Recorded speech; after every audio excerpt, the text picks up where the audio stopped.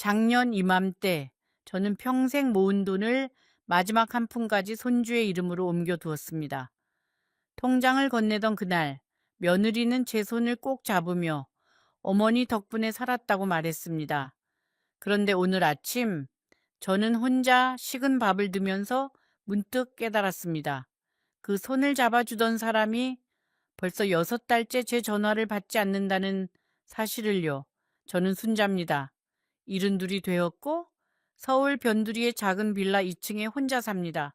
남편을 일찍 보내고 외아들 하나를 등에 업고 키웠습니다.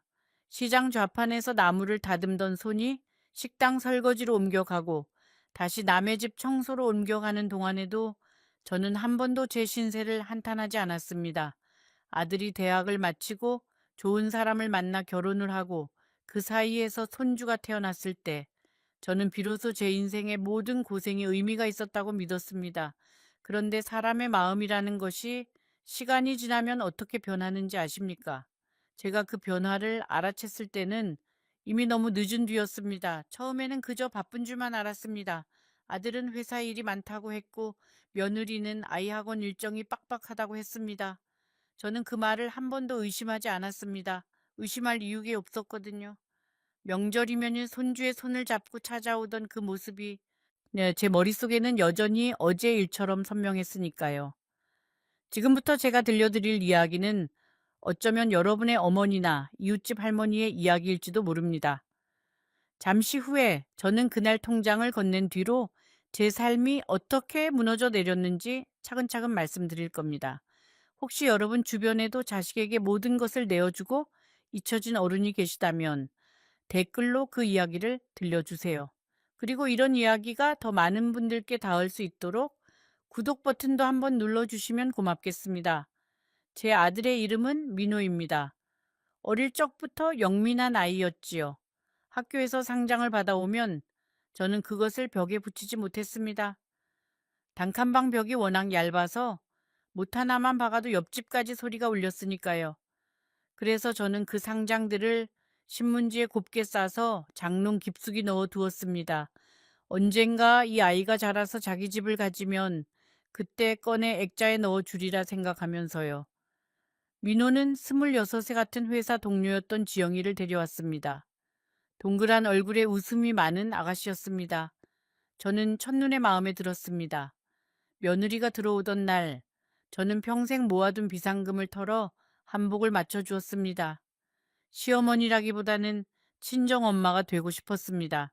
제가 어릴 적 시집살이로 얼마나 마음을 다쳤는지 알기에 저는 같은 상처를 며느리에게 주고 싶지 않았습니다.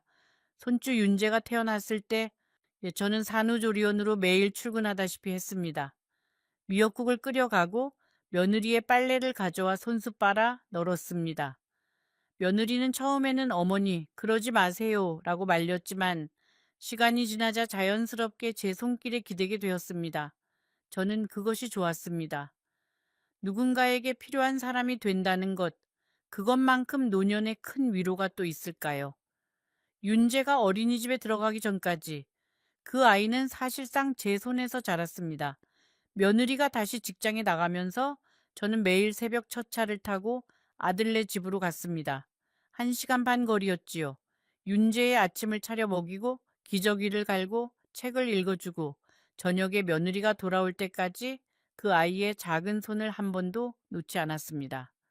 제 무릎에서 잠든 윤재의 뺨을 바라보고 있으면 저는 세상 어떤 부자보다도 풍요로운 사람이라고 느꼈습니다. 새벽 5시면 저는 어김없이 눈을 떴습니다. 알람을 맞춰 둘 필요도 없었습니다. 제 몸이 이미 그 시간에 익숙해져 있었지요. 어두운 부엌에서 저는 윤재가 좋아하는 단호박죽을 끓였습니다. 단호박을 작게 썰어 푹 익히고 찹쌀가루를 풀어 부드럽게 만든 다음 작은 보온병에 옮겨 담았습니다. 그 보온병을 가방에 넣고 저는 첫째 올랐습니다. 버스 안에는 저처럼 새벽 일을 나가는 아주머니들 몇 분이 계셨습니다. 우리는 서로 말은 하지 않았지만 눈인사 정도는 나눴습니다. 같은 시간에 같은 버스를 타는 사람들끼리는 굳이 말하지 않아도 통하는 것이 있는 법이지요. 아들네 집에 도착하면 저는 가장 먼저 부엌부터 정리했습니다. 며느리가 전날 밤에 미처 치우지 못한 그릇들을 닦고 행주를 빨아 널고 가스레인지를 닦았습니다. 그리고 윤재의 옷을 하나하나 살펴봤습니다. 단추가 떨어진 것은 없는지, 소매 끝이 해진 것은 없는지요. 며느리는 회사 일이 바빠서 그런 작은 것들까지 살피지 못했습니다. 저는 그것을 탓하지 않았습니다. 오히려 제가 할 일이 있다는 것이 저에게는 큰 위안이었습니다. 사람은 누군가에게 필요한 존재일 때 가장 살아있다고 저는 그때 처음으로 깨달았습니다. 윤재가 7시쯤 일어나면 저는 그 아이를 안아주고 따뜻한 물수건으로 얼굴을 닦아주었습니다. 윤재는 졸린 눈을 비비며 할머니라고 작게 불렀습니다. 그 한마디에 제 새벽의 모든 피로가 사라졌습니다. 우리는 함께 식탁에 앉아 단호박죽을 먹었습니다. 윤재는 한 숟갈을 떠서 제 입에 먼저 넣어주려고 했습니다. 할머니 먼저 라고 그 아이는 말했습니다. 5살짜리 아이가 어디서 그런 마음을 배웠는지 저는 지금도 모릅니다. 어쩌면 그것은 누가 가르쳐서 배우는 것이 아니라 사랑을 받는 아이만이 자연스럽게 알게 되는 것인지도 모르겠습니다. 낮에는 윤재를 데리고 동네 놀이터에 나갔습니다. 저는 그네를 밀어주었고 미끄럼틀 옆에서 그 아이가 미끄러져 내려올 때마다 박수를 쳤습니다. 다른 할머니들이 저를 부러워했습니다. 또 손주가 저렇게 잘 따르는 것이 부럽다고요. 저는 그저 웃기만 했습니다. 속으로는 이 아이와 함께하는 매 순간이 제 인생의 가장 빛나는 시간이라는 것을 저는 알고 있었습니다. 비가 오는 날에는 집안에서 그림책을 읽어주었습니다. 저는 글을 많이 배우지는 못했지만 그림책 정도는 읽을 수 있었습니다. 어떤 책은 하도 여러 번 읽어줘서 책을 보지 않아도 내용이 줄줄 나올 정도가 되었습니다. 윤재는 항상 같은 책을 골라왔습니다. 토끼와 거북이가 나오는 책이었지요. 그 아이는 거북이가 결국 이기는 장면에서 매번 박수를 쳤습니다. 할머니, 거북이가 또 이겼어. 라고 그 아이는 말했습니다. 저는 그래 꾸준히 노력하는 사람이 결국에는 이기는 거란다라고 대답했습니다. 그때 저는 알지 못했습니다. 그 이야기 속의 거북이가 훗날 제 자신의 모습이 되리라는 것을요. 저녁이 되면은 저는 며느리가 퇴근해 돌아오기 전에 저녁 준비를 끝내 두었습니다. 된장찌개를 끓이고 생선을 굽고 나물을 무치고 김치를 새로 꺼냈습니다. 며느리는 문을 열고 들어오자마자 어머니 오늘도 정말 감사해요 라고 말했습니다. 저는 그 말 한마디면 충분했습니다. 그렇게 저는 다시 1시간 반 거리의 빌라로 돌아왔습니다. 집에 도착하면 밤 10시가 넘었지요. 씻을 힘도 없이 그대로 자리에 누웠지만 다음 날 새벽이면 저는 다시 일어나 같은 길을 떠났습니다. 그것이 7년 동안의 제 일상이었습니다. 가끔 무릎이 너무 아파서 한 발짝도 떼기 힘든 날이 있었습니다. 그런 날에도 저는 첫 차를 놓치지 않았습니다. 제가 가지 않으면 윤재의 아침이 비어버린다는 생각, 그것 하나가 제 무릎의 통증보다 더 컸습니다. 동네 약국에서 파스를 한 상자씩 사다 두고 양쪽 무릎에 번갈아 붙였습니다. 약사 아저씨가 저를 보고 어머니 무리하지 마세요 라고 자주 말씀하셨습니다. 저는 그저 웃었습니다. 무리가 아니라 그것이 제 행복이라고 말하고 싶었지만 입 밖으로 꺼내면 왠지 부끄러울 것 같았습니다. 그렇게 7년이 흘렀습니다. 윤재가 초등학교에 입학하던 해에 아들이 어느 날 저녁 저를 찾아왔습니다. 손에는 작은 케이크가 들려 있었지요. 어머니, 그동안 너무 고생하셨어요 라고 말하며 아들은 제 앞에 봉투 하나를 내려놓았습니다. 봉투 안에는 윤재 이름으로 된 통장이 들어 있었습니다.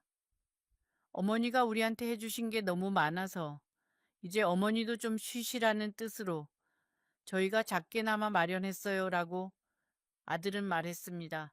저는 그 통장을 받고 한참을 울었습니다. 고마워서가 아니라 제 자식이 이렇게 컸구나. 어미를 챙길 줄 아는 사람이 되었구나. 그 사실이 제 평생의 모든 새벽 첫 차를 보상해 주는 것 같았습니다. 그런데 며칠 뒤 아들이 다시 찾아왔습니다. 이번에는 며느리도 함께였습니다. 두 사람의 표정이 어딘가 어색했습니다. 어머니, 사실은 드릴 말씀이 있어서요. 라고 아들이 말을 꺼냈습니다. 회사 일이 잘 안 풀려서 조금 큰 돈이 필요하게 되었다고요. 윤재가 곧 사립 초등학교에 들어가는데 그 학비도 만만치 않다고요. 저는 가만히 듣고 있었습니다. 아들의 입에서 다음 말이 나오기 전에 저는 이미 무슨 말을 하려는지 알 것 같았습니다. 어미라는 사람은 그렇습니다. 자식이 무엇을 원하는지 입을 열기도 전에 먼저 알아버리지요. 어머니, 혹시 이 집을 정리하시면 안 될까요? 라고 며느리가 조심스럽게 물었습니다.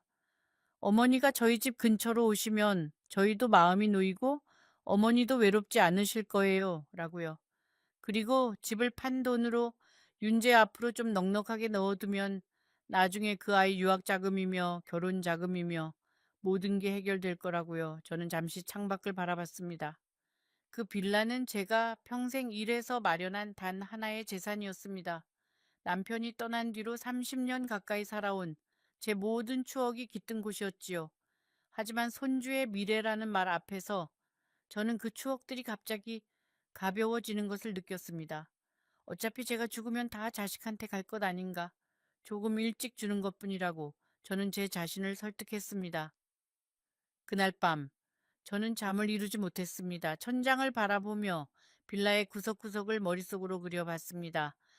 부엌 창가에 매달려 있던 마늘 다발, 안방 장롱에 쌓여 있던 이불, 거실 한쪽에 놓여 있던 낡은 재봉틀까지요. 그 모든 것들에 깃든 시간이 한꺼번에 저에게 말을 걸어오는 것 같았습니다. 정말 떠나도 되는 거니? 정말 우리를 두고 가도 되는 거니? 라고요. 저는 새벽까지 답을 하지 못했습니다. 하지만 동이 트기 시작할 무렵 저는 결심했습니다. 손주의 미래 앞에서 늙은 어미의 추억은 사치라고요.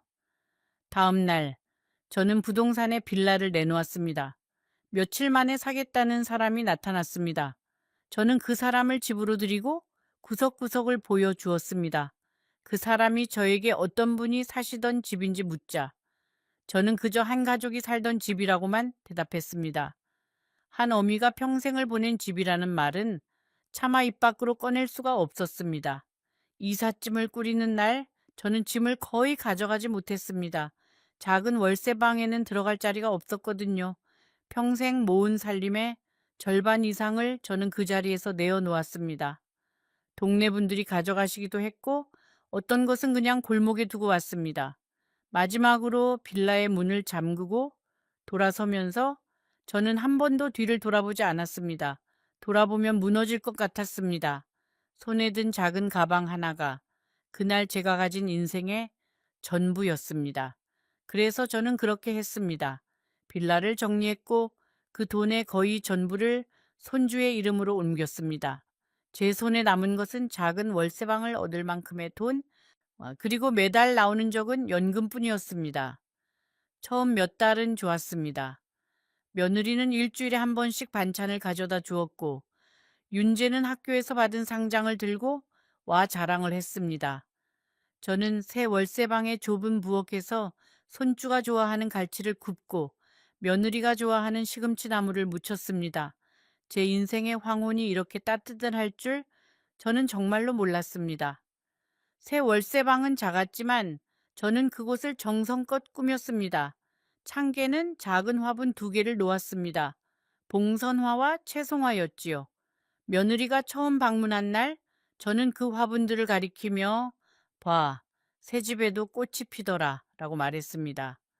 며느리는 가볍게 웃으며 어머니 손길은 어디서나 똑같으시네요 라고 말해 주었습니다. 그날 저녁 우리는 좁은 식탁에 둘러앉아 갈치구이를 먹었습니다. 윤재는 가시 발라주는 할머니의 손을 보며 할머니는 마법사 같아 라고 말했습니다. 저는 그 말을 가슴에 새겼습니다. 마법사 할머니라는 그 한마디가 제 일평생의 훈장 같았습니다. 그런데 봄이 지나고 여름이 오면서 무언가가 조금씩 달라지기 시작했습니다. 처음에는 아주 작은 변화였습니다. 며느리가 반찬을 가져다 주는 시간이 점점 짧아졌습니다. 예전에는 차 한 잔을 마시며 1시간씩 이야기를 나누었는데 이제는 반찬통만 식탁에 올려놓고는 어머니 저 가 봐야 해요 라며 서둘러 일어났습니다. 저는 그 변화를 알아챘지만 따져 묻지 않았습니다. 따져 묻는 시어머니가 되고 싶지 않았거든요. 시어머니가 한 번 따져 묻기 시작하면 며느리의 발걸음은 더 멀어진다는 것을 저는 어머니들의 모임에서 여러 번 들어 알고 있었습니다. 윤재가 학교에서 받은 상장을 들고 오는 일도 점점 줄었습니다. 처음에는 학교에서 받은 상장은 모두 저에게 가져왔습니다. 할머니 이거 봐 라며 자랑스럽게 보여주었지요. 그런데 어느 날부턴가 윤재의 가방 속에는 상장이 들어있어도 며느리는 그것을 꺼내지 않았습니다. 저는 우연히 며느리의 가방 옆에 떨어진 상장 한 장을 본 적이 있습니다. 윤재의 이름이 적힌 그림 그리기 대회 상장이었습니다. 저는 그 상장을 며느리에게 보여줘야 할지 말지 잠시 고민했습니다. 결국 저는 아무 말도 하지 않고 그 상장을 슬며시 며느리의 가방에 다시 넣어 두었습니다. 그날 이후로 저는 윤재의 학교 일을 더 이상 묻지 않게 되었습니다. 며느리의 방문이 일주일에 한 번에서 2주에 한 번이 되었습니다. 그러다가 한 달에 한 번이 되었지요. 윤재는 학원이 바빠서 못 온다고 했습니다. 아들은 출장이 잦아져서 얼굴 보기가 힘들어졌습니다. 저는 처음에는 그것이 당연하다고 생각했습니다. 다 큰 자식들에게 매번 시간을 내달라고 조르는 것은 늙은 어미의 욕심이라고요.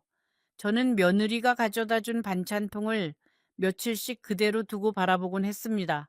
그 반찬통을 씻어서 돌려주려면 다시 만나야 한다는 핑계가 생기니까요.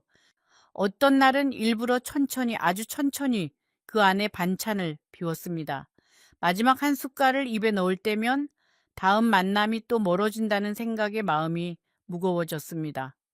며느리에게 전화를 걸어볼까 하다가 저는 매번 휴대전화를 다시 내려놓았습니다. 바쁜 사람한테 폐가 되면 안 된다. 어미라는 사람은 자식의 짐이 되어서는 안 된다. 라고 저는 제 자신에게 말했습니다. 여름이 깊어지던 어느 날, 저는 며느리에게 전화를 걸었습니다. 윤재 생일이 다가오는데 미역국이라도 끓여서 가져다 주고 싶다는 말을 하려고요. 신호는 갔지만 며느리는 받지 않았습니다. 한참 뒤에 짧은 문자가 왔습니다. 어머니, 윤재 생일은 저희끼리 조용히 보내려고 해요. 다음에 따로 찾아뵐게요. 저는 그 문자를 한참 들여다봤습니다. 다음에 라는 두 글자가 그렇게 차갑게 느껴진 적이 없었습니다. 다음에 라는 말은 결국 연경 오지 않는 약속이라는 것을 그때는 미처 알지 못했습니다.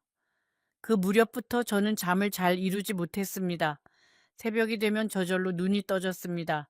7년 동안 매일 첫차를 타던 몸이 그 습관을 잊지 못한 것이지요. 하지만 이제 저를 기다리는 윤재는 없었습니다. 저는 어두운 부엌에 앉아 끓일 단호박죽도 없이 그저 창밖이 밝아오는 것을 바라봤습니다. 어떤 날은 저도 모르게 단호박을 사와서 죽을 끓였습니다.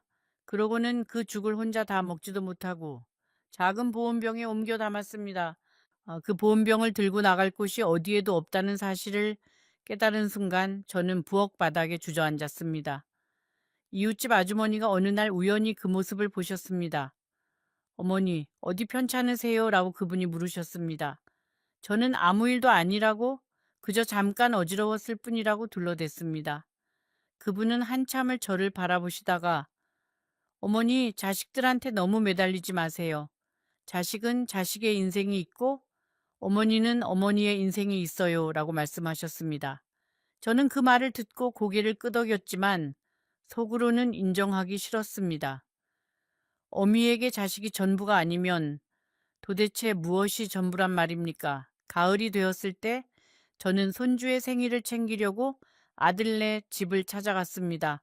미리 연락은 하지 않았습니다. 깜짝 선물처럼 손주가 좋아하는 송편을 직접 빚어서 가져가고 싶었거든요.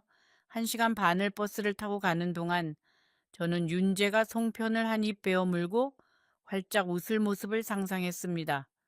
전날 밤부터 저는 송편을 빚었습니다. 쌀가루를 곱게 빻아다가 따뜻한 물로 반죽을 하고 그 안에 깨와 꿀을 넣었습니다. 손이 떨려서 모양이 조금 비뚤어졌지만 그래도 윤재가 좋아하는 분홍색 송편과 흰색 송편을 골고루 만들었습니다. 소리풀 깔고 찜통에 쪄내자 집안에 가을 냄새가 가득 찼습니다. 다 식기를 기다려 보자기에 곱게 싸고 보자기 위에는 작은 카드 한 장을 올렸습니다. 윤재야, 할머니가 빚었어. 예, 라고만 적었습니다. 그 짧은 한 줄을 쓰는 데에도 저는 몇 번이나 다시 썼습니다. 버스 안에서 저는 그 보자기를 무릎 위에 올려놓고 두 손으로 꼭 안았습니다. 흔들리지 않게 식지 않게요. 옆자리에 아주머니가 저를 보고 어디 좋은 데 가시나 봐요 라고 말을 거셨습니다. 저는 손주 생일이라서요 라고 대답했습니다. 그 말을 하는 제 목소리에는 저도 모르게 자랑스러움이 묻어 있었습니다. 그런데 아들네 집 앞에 도착했을 때 저는 무언가 이상하다는 것을 느꼈습니다. 현관문에 붙어 있던 윤재의 그림이 사라지고 없었습니다. 초인종을 눌렀지만 한참이 지나도 대답이 없었습니다. 옆집 아주머니가 문을 열고 나오시더니 저를 보고 잠시 머뭇거렸습니다. 그 댁은 2달 전에 이사 가셨는데요. 라고 말씀하셨습니다. 저는 그 자리에서 송편 보자기를 떨어뜨릴 뻔했습니다. 2달 전이라니. 2달 전이라면 며느리가 마지막으로 제게 반찬을 가져다 준 그 즈음입니다. 그날 며느리는 평소처럼 웃으며 어머니 다음 주에 또 올게요 라고 말했었습니다. 그 다음 주는 영경 오지 않았습니다. 옆집 아주머니는 제 표정을 보시더니 잠시 들어와 차라도 한 잔 드시고 가시라고 권하셨습니다. 저는 사양했습니다. 그분 앞에서 무너지고 싶지 않았습니다. 모르는 사람 앞에서 우는 것이 그때까지의 제 자존심으로는 도저히 견딜 수 없는 일이었거든요. 저는 보자기를 다시 꼭 안고 천천히 계단을 내려왔습니다. 한 칸씩 내려올 때마다 다리가 후들거렸습니다. 저는 떨리는 손으로 아들에게 전화를 걸었습니다. 신호는 갔지만 받지 않았습니다. 며느리에게도 걸어봤습니다. 마찬가지였습니다. 윤재의 학교로도 전화해보고 싶었지만 저는 그 학교의 이름조차 정확히 알지 못한다는 사실을 그제야 깨달았습니다. 7년을 그 아이의 손을 잡고 키웠는데 막상 그 아이가 다니는 학교 이름 하나 제대로 모르고 있었던 겁니다. 저는 아파트 단지 안에 작은 벤치에 앉았습니다. 가을 햇빛이 따뜻했지만 제 몸은 자꾸만 떨렸습니다. 보자기를 풀어 송편 한 개를 꺼냈습니다. 입에 넣어봤지만 아무 맛도 느껴지지 않았습니다. 분홍색 송편이었는지 흰색 송편이었는지조차 기억이 나지 않습니다. 한참을 그렇게 앉아 있었습니다. 햇빛이 점점 기울어지고 단지 안의 아이들이 학원에서 돌아와 부모를 부르는 소리가 들렸습니다. 엄마라고 부르는 아이들의 목소리가 제 가슴에 박혔습니다. 윤재도 어디선가 누군가를 그렇게 부르고 있을 텐데 그 누군가가 더 이상 저는 아니라는 사실이 그제야 실감이 났습니다. 집으로 돌아오는 버스 안에서 저는 창밖을 멍하니 바라봤습니다. 송편은 무릎 위에서 점점 식어갔습니다. 사람들이 저를 흘끔거렸지만 저는 눈물을 닦을 생각조차 하지 못했습니다. 다음 날 저는 은행에 갔습니다. 이 손주 이름의 통장이 어떻게 되어 있는지 확인하고 싶었습니다. 어쩌면 이 모든 것이 오해일지도 모른다고 저는 마지막까지 믿고 싶었습니다. 창구의 직원은 잠시 화면을 보더니 죄송하지만 이 계좌는 명의자 본인이나 법정 대리인만 조회가 가능하세요? 라고 말했습니다. 저는 한참을 그 자리에 서 있다가 천천히 돌아섰습니다. 은행을 나오면서 저는 길가의 작은 벤치에 앉았습니다. 사람들이 바쁘게 지나갔습니다. 출근하는 사람들, 아이를 학교에 데려다주는 어머니들, 손에 커피를 들고 통화를 하는 젊은이들, 그 모든 사람들이 자기만의 길을 가고 있었습니다. 그런데 저는 갈 길이 없었습니다. 평생을 자식이라는 길 하나만 보고 걸어왔는데 그 길이 이제는 끊어져 있었습니다. 다른 길을 찾으려 해도 어디서부터 시작해야 할지 알 수 없었습니다. 72살의 새 길을 찾는다는 것이 어쩌면 가장 어려운 일인지도 모릅니다. 아이를 학교에 데려다 주던 한 어머니가 저와 눈이 마주쳤습니다. 그분은 제가 앉아있는 모습이 어쩐지 안쓰러웠는지 잠시 멈춰서서 저를 바라봤습니다. 괜찮으세요, 어머니? 라고 그분이 물었습니다. 저는 고개를 끄덕였습니다. 낯선 사람의 그 짧은 한마디가 그날 은행에서 받은 어떤 거절보다도 저를 오래 붙잡아 주었습니다. 그날 밤 저는 잠을 이루지 못했습니다. 천장을 바라보며 제가 무엇을 잘못했는지 곱씹어 봤습니다. 아들이 대학에 떨어졌을 때 제가 너무 다그쳤던 것일까? 며느리가 처음 임신했을 때 제가 미역국을 너무 자주 끓여줘서 부담스럽게 만들었던 것일까? 윤재에게 옛날 이야기를 너무 길게 들려줘서 그 아이가 저를 지루한 할머니로 기억하게 된 것일까? 하지만 아무리 생각해도 답이 나오지 않았습니다. 새벽 3시쯤이었을까요? 저는 자리에서 일어나 부엌으로 나갔습니다. 냉장고를 열어보았지만 며느리가 마지막으로 가져다 준 반찬통은 이미 며칠 전에 비어 있었습니다. 빈 반찬통이 냉장고 한쪽에 그대로 놓여 있었습니다. 저는 그 반찬통을 꺼내 한참을 바라봤습니다. 이 반찬통을 어떻게 해야 할까? 돌려줄 사람이 없는데. 버리자니 손이 가지 않고 두자니 매일 그 모습을 봐야 하고 저는 결국 그 반찬통을 깨끗이 씻어 싱크대 옆에 가지런히 엎어 놓았습니다. 언젠가 며느리가 다시 찾아오면 깨끗하게 돌려줄 수 있도록요. 그 언젠가가 영영 오지 않을 거라는 사실을 저는 마음 깊은 곳에서 이미 알고 있었지만요. 며칠 뒤 동네 통장 아주머니가 저를 찾아왔습니다. 평소에 가끔 김치도 나누고 안부도 묻던 분이었습니다. 순자 어머니, 혹시 무슨 일 있으세요? 요즘 얼굴이 안 좋으세요? 라고 그분이 물었습니다. 저는 그분 앞에서 결국 울음을 터뜨리고 말았습니다. 자식이 사라졌어요. 제 손주가 어디 있는지 모르겠어요. 라고 저는 말했습니다. 통장 아주머니는 한참을 제 손을 잡아주셨습니다. 그분의 손은 거칠었지만 따뜻했습니다. 그분도 저처럼 평생 일만 해오신 분이라는 것을 저는 그 손에서 느낄 수 있었습니다. 어머니, 제가 어머니를 처음 봤을 때부터 알았어요. 어딘가 슬픔을 안고 사시는 분이라고요. 우리 동네에 그런 어머니들이 한둘이 아니에요. 자식한테 다 줘버리고 빈손이 된 어머니들이요. 라고 그분은 말씀하셨습니다. 저는 그 말씀을 듣고 제가 결코 혼자가 아니라는 사실에 묘한 위로를 느꼈습니다. 슬픈 위로였지만 그래도 위로였습니다. 통장 아주머니는 그러더니 조심스럽게 어머니, 혹시 경찰서에 가보시는 건 어떨까요? 라고 말씀하셨습니다. 가족이 연락을 끊은 것뿐이라면 사건은 아니지만 그래도 사정을 들어주실 거예요. 라고요. 저는 그날 오후 평생 처음으로 경찰서라는 곳에 들어갔습니다. 젊은 경찰관이 저를 의자에 앉히고 따뜻한 보리차를 한 잔 내어주었습니다. 저는 떨리는 목소리로 자초지종을 설명했습니다. 통장을 옮긴 일, 집을 정리한 일, 그리고 2달 동안 연락이 끊긴 일까지요. 경찰서 안은 생각보다 조용했습니다. 한쪽 구석에서는 다른 어머니가 무언가를 호소하고 계셨고 또 다른 자리에서는 젊은 사람이 서류에 도장을 찍고 있었습니다. 저는 그 풍경 속에서 제 자신이 너무 작게 느껴졌습니다. 평생 한 번도 와본 적 없는 곳에 이런 사연으로 앉아 있다는 사실이 부끄럽기까지 했습니다. 그러나 젊은 경찰관의 눈빛은 따뜻했습니다. 그분은 제 이야기를 받아 적으면서 한 번도 저를 재촉하지 않으셨습니다. 천천히 말씀하세요, 어머니, 라고 그분은 몇 번이나 말씀해 주셨습니다. 그 한마디가 그날 저에게는 가장 큰 위로였습니다. 경찰관은 제 이야기를 끝까지 듣더니 잠시 침묵했습니다. 그러고는 이렇게 말했습니다. 어머니, 이런 일이 생각보다 많습니다. 법적으로는 아드님이 어머니께 연락할 의무가 없기 때문에 저희가 강제로 어떻게 해드릴 수는 없습니다.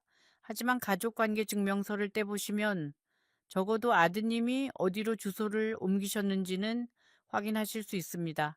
저는 그 말을 듣고 한참을 가만히 있었습니다.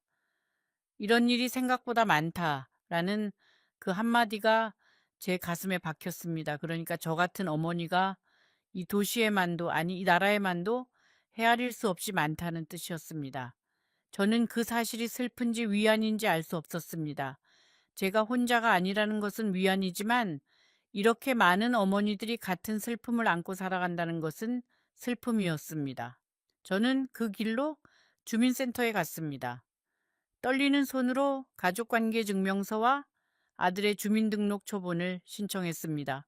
한참을 기다린 끝에 직원이 서류를 건네주었습니다. 저는 그 자리에서 초본을 펼쳤습니다. 그리고 거기서 제가 알지 못했던 사실 하나를 발견했습니다. 아들은 2달 전에 이사를 한 것이 아니었습니다. 5달 전에 이사를 한 것이었습니다. 그것도 같은 서울 안이 아니라 멀리 다른 도시로요. 그러니까 제가 마지막으로 며느리에게 반찬을 받았던 그날 두 사람은 이미 이삿짐을 다 싸놓고 떠날 준비를 끝낸 상태였던 겁니다. 그날 며느리의 웃음 뒤에는 이미 작별이 숨어 있었던 거지요. 저는 주민센터의 의자에 한참을 앉아 있었습니다. 손에 든 종이가 너무도 무거웠습니다. 5달이라는 두 글자가 제가 아는 그 어떤 숫자보다도 잔인했습니다. 5달 동안 저는 며느리의 안부 전화를 기다렸습니다. 윤재의 학교 행사 사진을 기다렸습니다. 명절이 다가오면 함께 송편을 빚으러 오겠다는 약속을 기다렸습니다. 그 모든 기다림이 사실은 빈 우체통을 향한 기다림이었던 것입니다. 직원이 저에게 어머니, 어디 편찮으세요? 라고 물었습니다. 저는 천천히 고개를 저었습니다. 괜찮습니다. 잠깐만 앉아 있다 가겠습니다. 라고 대답했습니다. 그러나 사실은 괜찮지 않았습니다. 그날 저는 평생 한 번도 느껴본 적 없는 종류의 슬픔을 마주하고 있었습니다. 저는 그 자리에 주저앉아 한참을 일어나지 못했습니다. 지금부터 제가 들려드릴 이야기는 이 사건이 제 마음 안에서 어떻게 변해갔는지에 관한 것입니다. 잠시 후에 저는 제가 어떤 결정을 내렸는지, 그리고 그 결정이 어떤 결과를 가져왔는지 말씀드릴 겁니다. 부디 끝까지 함께 해주세요. 집으로 돌아온 저는 며칠을 누워만 있었습니다. 밥을 먹는 것도, 물을 마시는 것도 잊었습니다. 통장 아주머니가 가끔 들여다봐 주지 않았다면 저는 그 자리에서 그대로 굳어버렸을지도 모릅니다. 통장 아주머니는 죽이라도 좀 드세요, 예모니. 이러시면 안 돼요, 라며 저를 일으켜 앉혔습니다. 저는 그 며칠 동안 제 방의 천장 무늬를 외워버릴 정도로 오래 바라봤습니다. 천장의 벽지에는 작은 꽃무늬가 있었는데 한 송이 한 송이 세어보면 모두 26송이였습니다.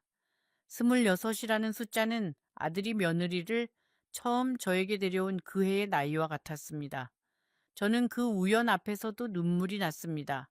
모든 숫자가, 모든 사물이 모두 아들과 손주를 향해 저에게 말을 거는 것 같았습니다. 창밖에서는 사람들이 지나가는 소리가 들렸습니다. 아이들이 학교를 오가는 소리, 장사꾼이 야채를 외치는 소리, 자동차가 경적을 울리는 소리. 세상은 아무 일도 없다는 듯 흘러가고 있는데 저 혼자만 그 흐름에서 떨어져 나온 것 같았습니다. 통장 아주머니는 어느 날 저를 억지로 일으켜 앉히고 따뜻한 흰죽을 한 그릇 떠주셨습니다. 어머니, 자식이 떠난 것은 어머니 잘못이 아니에요. 어머니가 밥을 안 드시면 그건 어머니가 스스로를 벌 주는 거예요. 어머니는 벌 받을 사람이 아니에요. 라고 그분은 말씀하셨습니다. 저는 그 말씀에 천천히 숟가락을 들었습니다. 첫 숟갈을 입에 넣었을 때 저는 그 따뜻함이 목을 타고 내려가는 것을 느꼈습니다. 몸이 음식을 받아들인다는 것이 그렇게 고마운 일인 줄 그때 처음 알았습니다. 평생 남에게 밥을 해 먹이기만 했지 남이 해준 밥을 받아 먹어본 적이 거의 없었거든요. 그분이 어느 날 제 손에 종이 한 장을 쥐어주셨습니다. 동네 노인복지관의 전화번호였습니다, 어머니. 거기 가시면 비슷한 처지의 어머니들이 많이 계세요. 혼자 끙끙 앓으시면 병기 됩니다. 라고 그분은 말씀하셨습니다. 저는 처음에는 가고 싶지 않았습니다. 제 부끄러운 사정을 낯선 사람들 앞에서 풀어놓는다는 것이 자존심이 허락하지 않았습니다. 하지만 어느 날 새벽 저는 도저히 이 좁은 방에 혼자 있을 수가 없어서 결국 그 종이를 들고 복지관으로 향했습니다. 그 새벽 저는 창문으로 스며드는 희미한 푸른빛을 보다가 문득 한 가지 생각이 들었습니다. 이대로 이 방 안에서 사그라지면 몇 달 뒤에 누가 저를 발견할까? 통장 아주머니일까? 집주인일까? 아니면 저를 발견할 사람도 없이 저는 그저 조용히 잊혀질까? 그 생각이 얼마나 선명했는지 저는 그 자리에서 몸을 떨었습니다. 그러고는 결심했습니다. 아직은 안 된다. 아직은 그렇게 사라질 수 없다. 단 하루라도 좋으니 제 두 발로 걸어나가 다른 사람의 얼굴을 봐야겠다고요. 그것이 제가 복지관으로 향한 진짜 이유였습니다. 희망이 있어서가 아니라 사라지지 않기 위해서요. 복지관에는 저와 비슷한 또래의 어머니들이 많이 계셨습니다.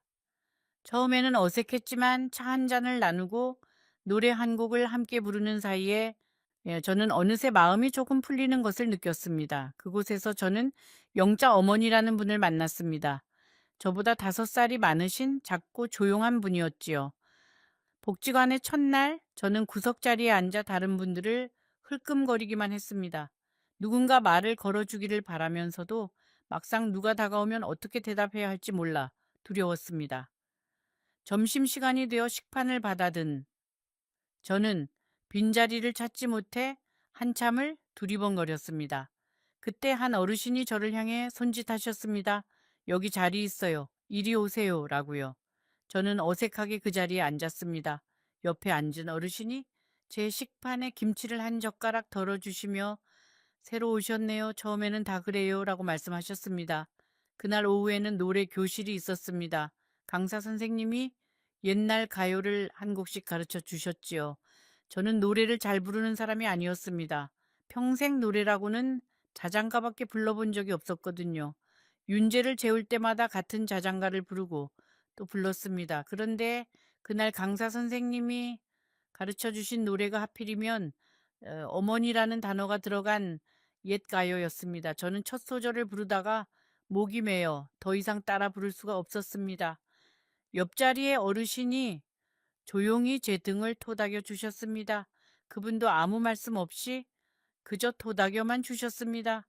그 말 없는 위로가 어쩌면 100마디의 말보다 더 큰 위안이었습니다.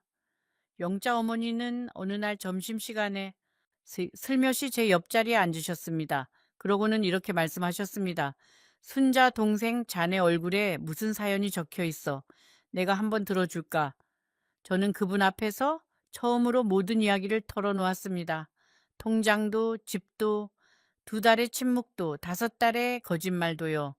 말을 시작하자 한 번 터진 둑처럼 모든 이야기가 쏟아져 나왔습니다.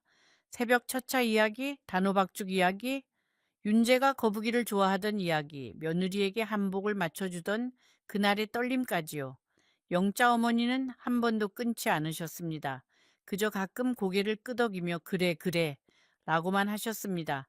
제가 이야기를 마치고 나서 휴지로 눈물을 닦자 영자 어머니는 작은 보온병을 꺼내 따뜻한 보리차를 한 잔 따라 주셨습니다.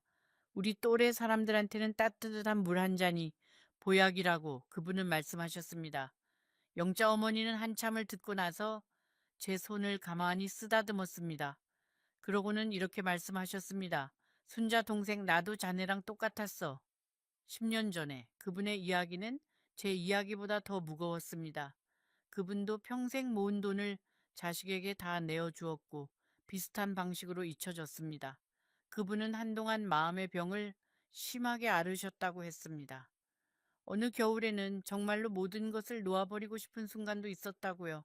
그런데 어느 날 아침 창문으로 들어오는 햇빛을 보면서 그분은 문득 이런 생각이 드셨다고 합니다. 내 인생이 내 자식의 부속품으로 끝나서는 안 되겠다. 나는 나로서 한 번이라도 살아봐야겠다. 영자 어머니는 그날의 햇빛 이야기를 하시면서 잠시 창밖을 바라보셨습니다. 그분의 눈가에는 옅은 미소가 어려 있었지만 그 미소 안에는 10년의 세월이 고스란히 담겨 있는 것 같았습니다. 그날 햇빛이 어찌나 따뜻했는지 몰라. 라고 그분은 말씀하셨습니다. 평생 그렇게 따뜻한 햇빛은 처음이었어. 그게 이상하게 들리겠지만 정말 그랬어. 마치 누군가가 나한테 일어나라고, 그만 일어나라고 말해주는 것 같았어. 그래서 나는 일어났어. 그날 처음으로 빈 보온병이 아닌 다른 것을 들고 집을 나섰지. 그날부터 영자 어머니는 복지관에 나오기 시작하셨습니다. 처음에는 그저 시간을 때우러 오셨다가 점점 사람들과 어울리게 되었고 결국에는 그곳에서 작은 봉사활동을 시작하셨다고 합니다. 지금은 일주일에 3번 거동이 불편한 어르신들 다에게 반찬을 가져다 드리는 일을 하고 계신다고요. 그분의 얼굴에는 제가 잃어버린 어떤 빛이 있었습니다. 영자 어머니가 말씀하시는 동안 저는 그분의 손을 가만히 바라봤습니다. 작고 마른 손이었습니다. 손등에는 검버섯이 피어 있었고 손가락 마디는 굵게 부풀어 있었습니다. 저와 똑같은 손이었습니다. 평생 누군가를 위해 일해온 손이었지요. 그런데 그 손이 이제는 자식이 아닌 낯선 어르신들을 위해 움직이고 있었습니다. 그 사실이 저에게는 작은 충격이었습니다. 어쩌면 사랑이라는 것은 핏줄이 아니라 마음이 가는 곳을 향하는 것일지도 모른다는 생각이 들었습니다. 영자 어머니는 제게 이렇게 말씀하셨습니다. 순자 동생 자식한테 받은 상처는 자식만 풀어줄 수 있다고 생각하지 마. 그건 함정이야. 그 함정에 빠지면 평생 그 자리에서 못 일어나. 자네 인생을 자네가 다시 시작해야 해. 늦지 않았어. 72이면 아직 10년도 더 남았어. 그 10년을 누구를 위해서 쓸지 자네가 정해. 저는 그분의 말씀을 마음 깊이 새겼습니다. 하지만 솔직히 말하면 그날 밤 집으로 돌아와 다시 혼자가 되었을 때 저는 또 흔들렸습니다. 머리로는 알겠는데 가슴이 따라주지 않았습니다. 윤재의 작은 손이 자꾸 떠올랐습니다. 그 아이가 처음으로 할머니라고 부르던 그 목소리가 귓가에서 떠나지 않았습니다. 그 무렵 저는 한 가지 결심을 했습니다. 아들을 한 번만, 단 한 번만이라도 만나보자. 그리고 직접 묻자. 왜 그랬는지, 무엇이 잘못되었는지. 그 답을 듣지 못한 채로는 제가 한 발짝도 앞으로 나아갈 수 없을 것 같았기 때문입니다. 그 결심을 하고 나서도 저는 며칠을 망설였습니다. 막상 만나서 무슨 말을 할 것인가. 아들의 얼굴을 마주보고 저는 과연 차분하게 이야기를 할 수 있을까? 아니면 그 자리에서 평생의 서름을 쏟아내며 무너지고 말까? 저는 작은 수첩을 꺼내 저 하고 싶은 말을 한 줄씩 적어보기도 했습니다. 민호야, 어미는 네가 보고 싶었단다 라고 썼다가 지웠고, 민호야, 너는 어미의 마음을 아니? 라고 썼다가 또 지웠습니다. 어떤 말을 써도 모자라고, 어떤 말을 써도 지나쳤습니다. 결국 저는 수첩을 덮었습니다. 만나서 그냥 얼굴만 봐도 좋겠다. 말은 그 자리에서 나오는 대로 하자 라고 저는 생각했습니다. 떠나기 전날 밤 저는 오랜만에 화장대 앞에 앉았습니다. 거울 속에 저는 몇 달 사이에 많이 늙어 있었습니다. 머리카락이 흰 것이 더 많아졌고 눈 밑에는 옅은 그림자가 드리워져 있었습니다. 저는 그 얼굴을 한참 바라봤습니다. 그러고는 서랍에서 오래된 립스틱 하나를 꺼내 아주 조금 입술에 발랐습니다. 아들에게 초라한 어미로 비치고 싶지 않았습니다. 비록 빈손으로 떠나지만 마음만은 남루하지 않다는 것을 그 아이에게 보여주고 싶었습니다. 그것이 저에게 남은 마지막 자존심이었습니다. 저는 초본에 적힌 새 주소를 들고 기차를 탔습니다.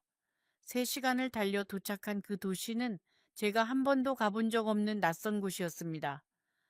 택시를 타고 주소를 보여주자 기사님은 저를 어느 신축 아파트 단지 앞에 내려주셨습니다. 높고 깨끗한 건물이었습니다.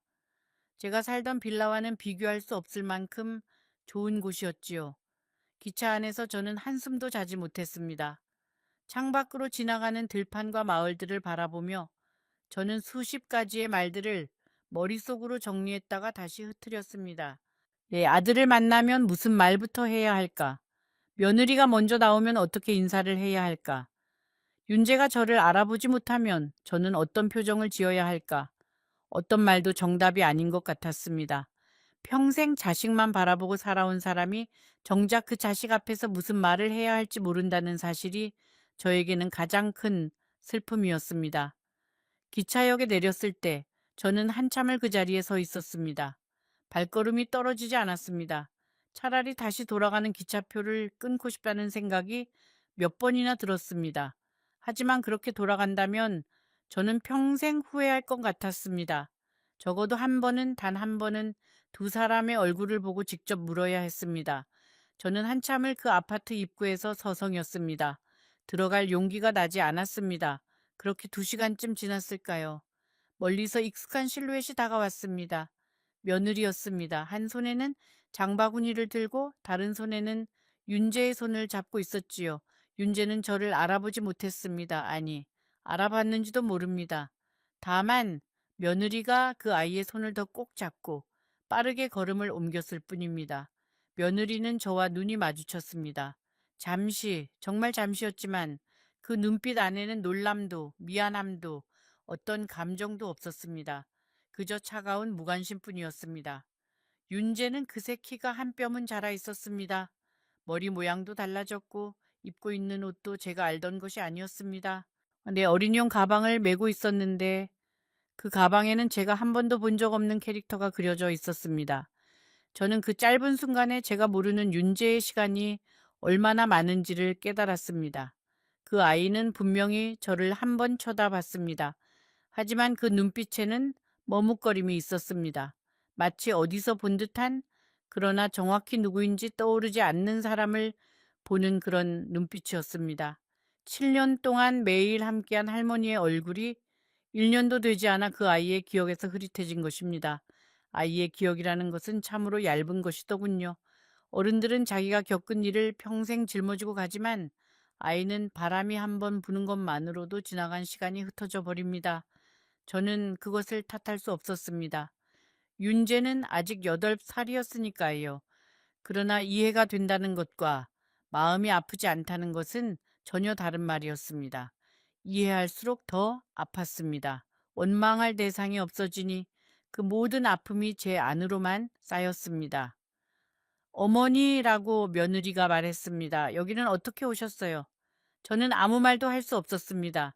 입을 열면 평생의 모든 서름이 한꺼번에 쏟아질 것 같아서 저는 그저 입술을 깨물고 며느리를 바라봤습니다. 며느리는 윤재를 먼저 집으로 들여보냈습니다. 그러고는 저를 단지 안에 작은 벤치로 데려갔습니다. 그곳에서 며느리는 처음으로 제게 진심을 말했습니다. 어머니, 저희도 사정이 있었어요. 민호 씨가 사업을 하다가 크게 잘못됐어요. 빚쟁이들이 집까지 찾아오고 윤재한테까지 위협이 갔어요. 그래서 어쩔 수 없이 야반 도주를 해야 했어요.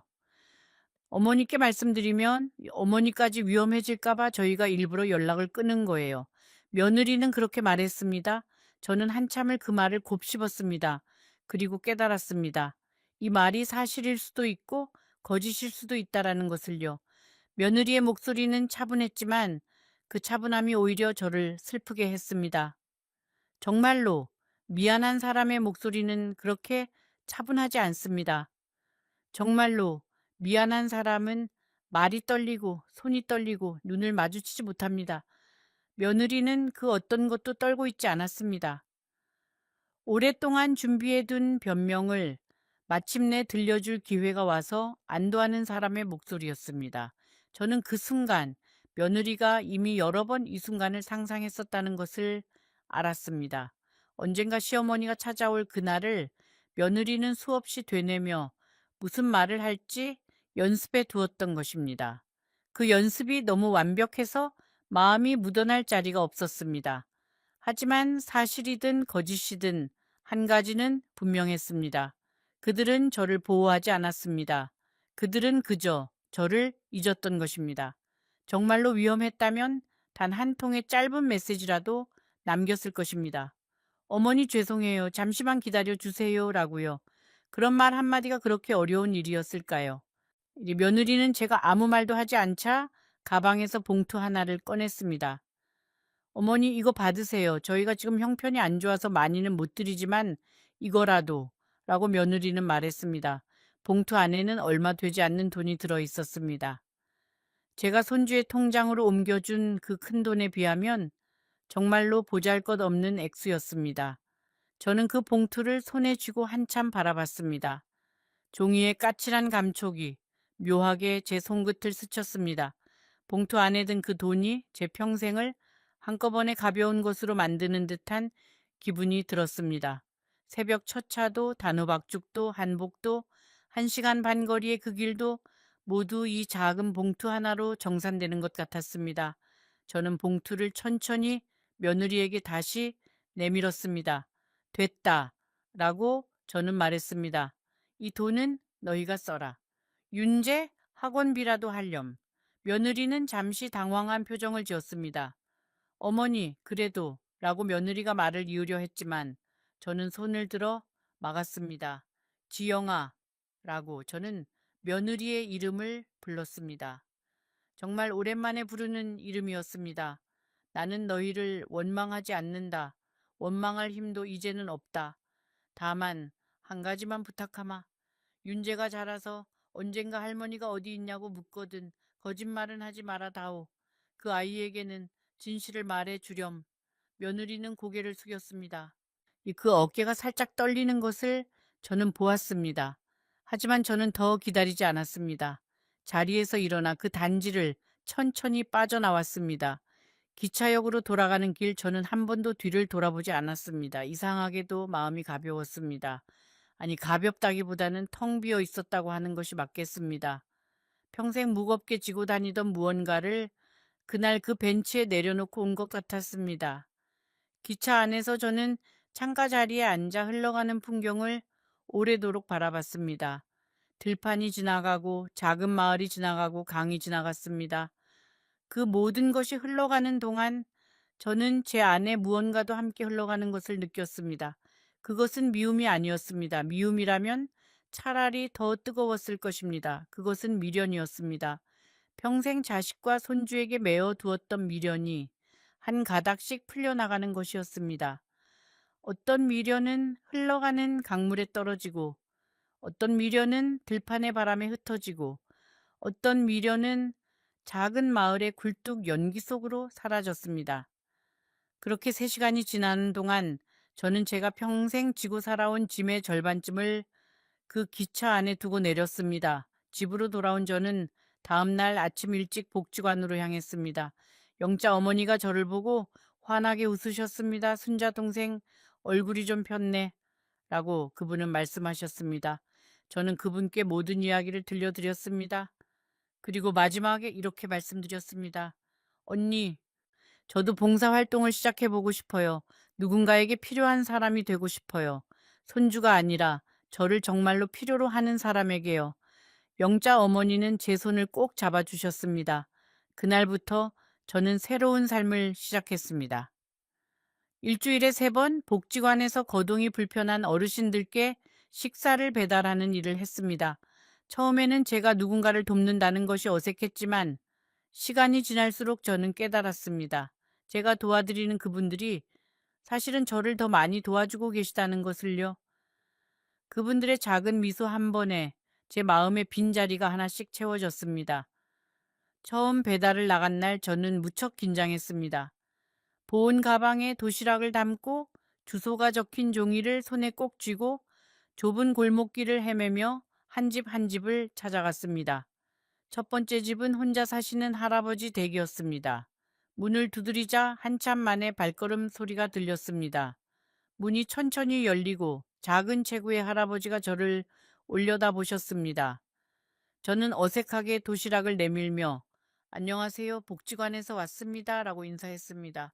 할아버지는 한참을 저를 바라보시더니 들어와서 같이 드시고 가시오 라고 말씀하셨습니다.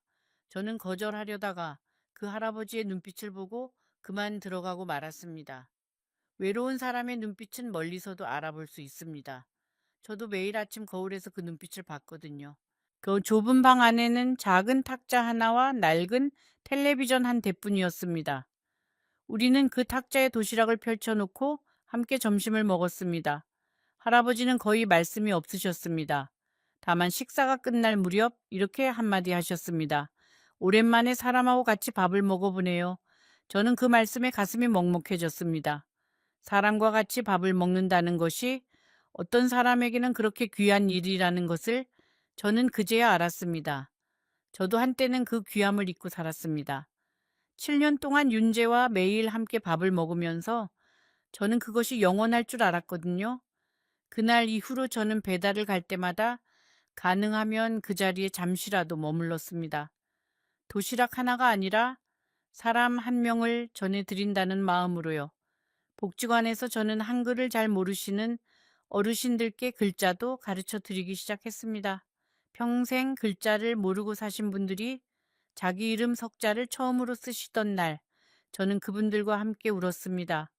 그 눈물은 며느리의 차가운 눈빛 앞에서 흘리던 눈물과는 다른 것이었습니다. 그것은 따뜻한 눈물이었습니다. 제가 처음 한글 교실을 맡게 된 것은 영자 어머니의 권유 때문이었습니다. 순자 동생이 그래도 글을 좀 아니까 뭐 한번 가르쳐봐 라고 그분이 말씀하셨습니다. 저는 펄쩍 뛰며 사양했습니다. 제가 무슨 선생님이라고요. 저도 학교 문턱 한번 제대로 못 넘어본 사람이라고요. 네, 하지만 영자 어머니는 웃으시며 가르치는 사람이 더 많이 배우는 거야 라고 말씀하셨습니다. 저는 그 말씀을 이해하지 못했습니다. 그러나 막상 시작해보고 나서야 그 말씀의 뜻을 알았습니다. 한글 교실에는 7분의 어르신이 오셨습니다.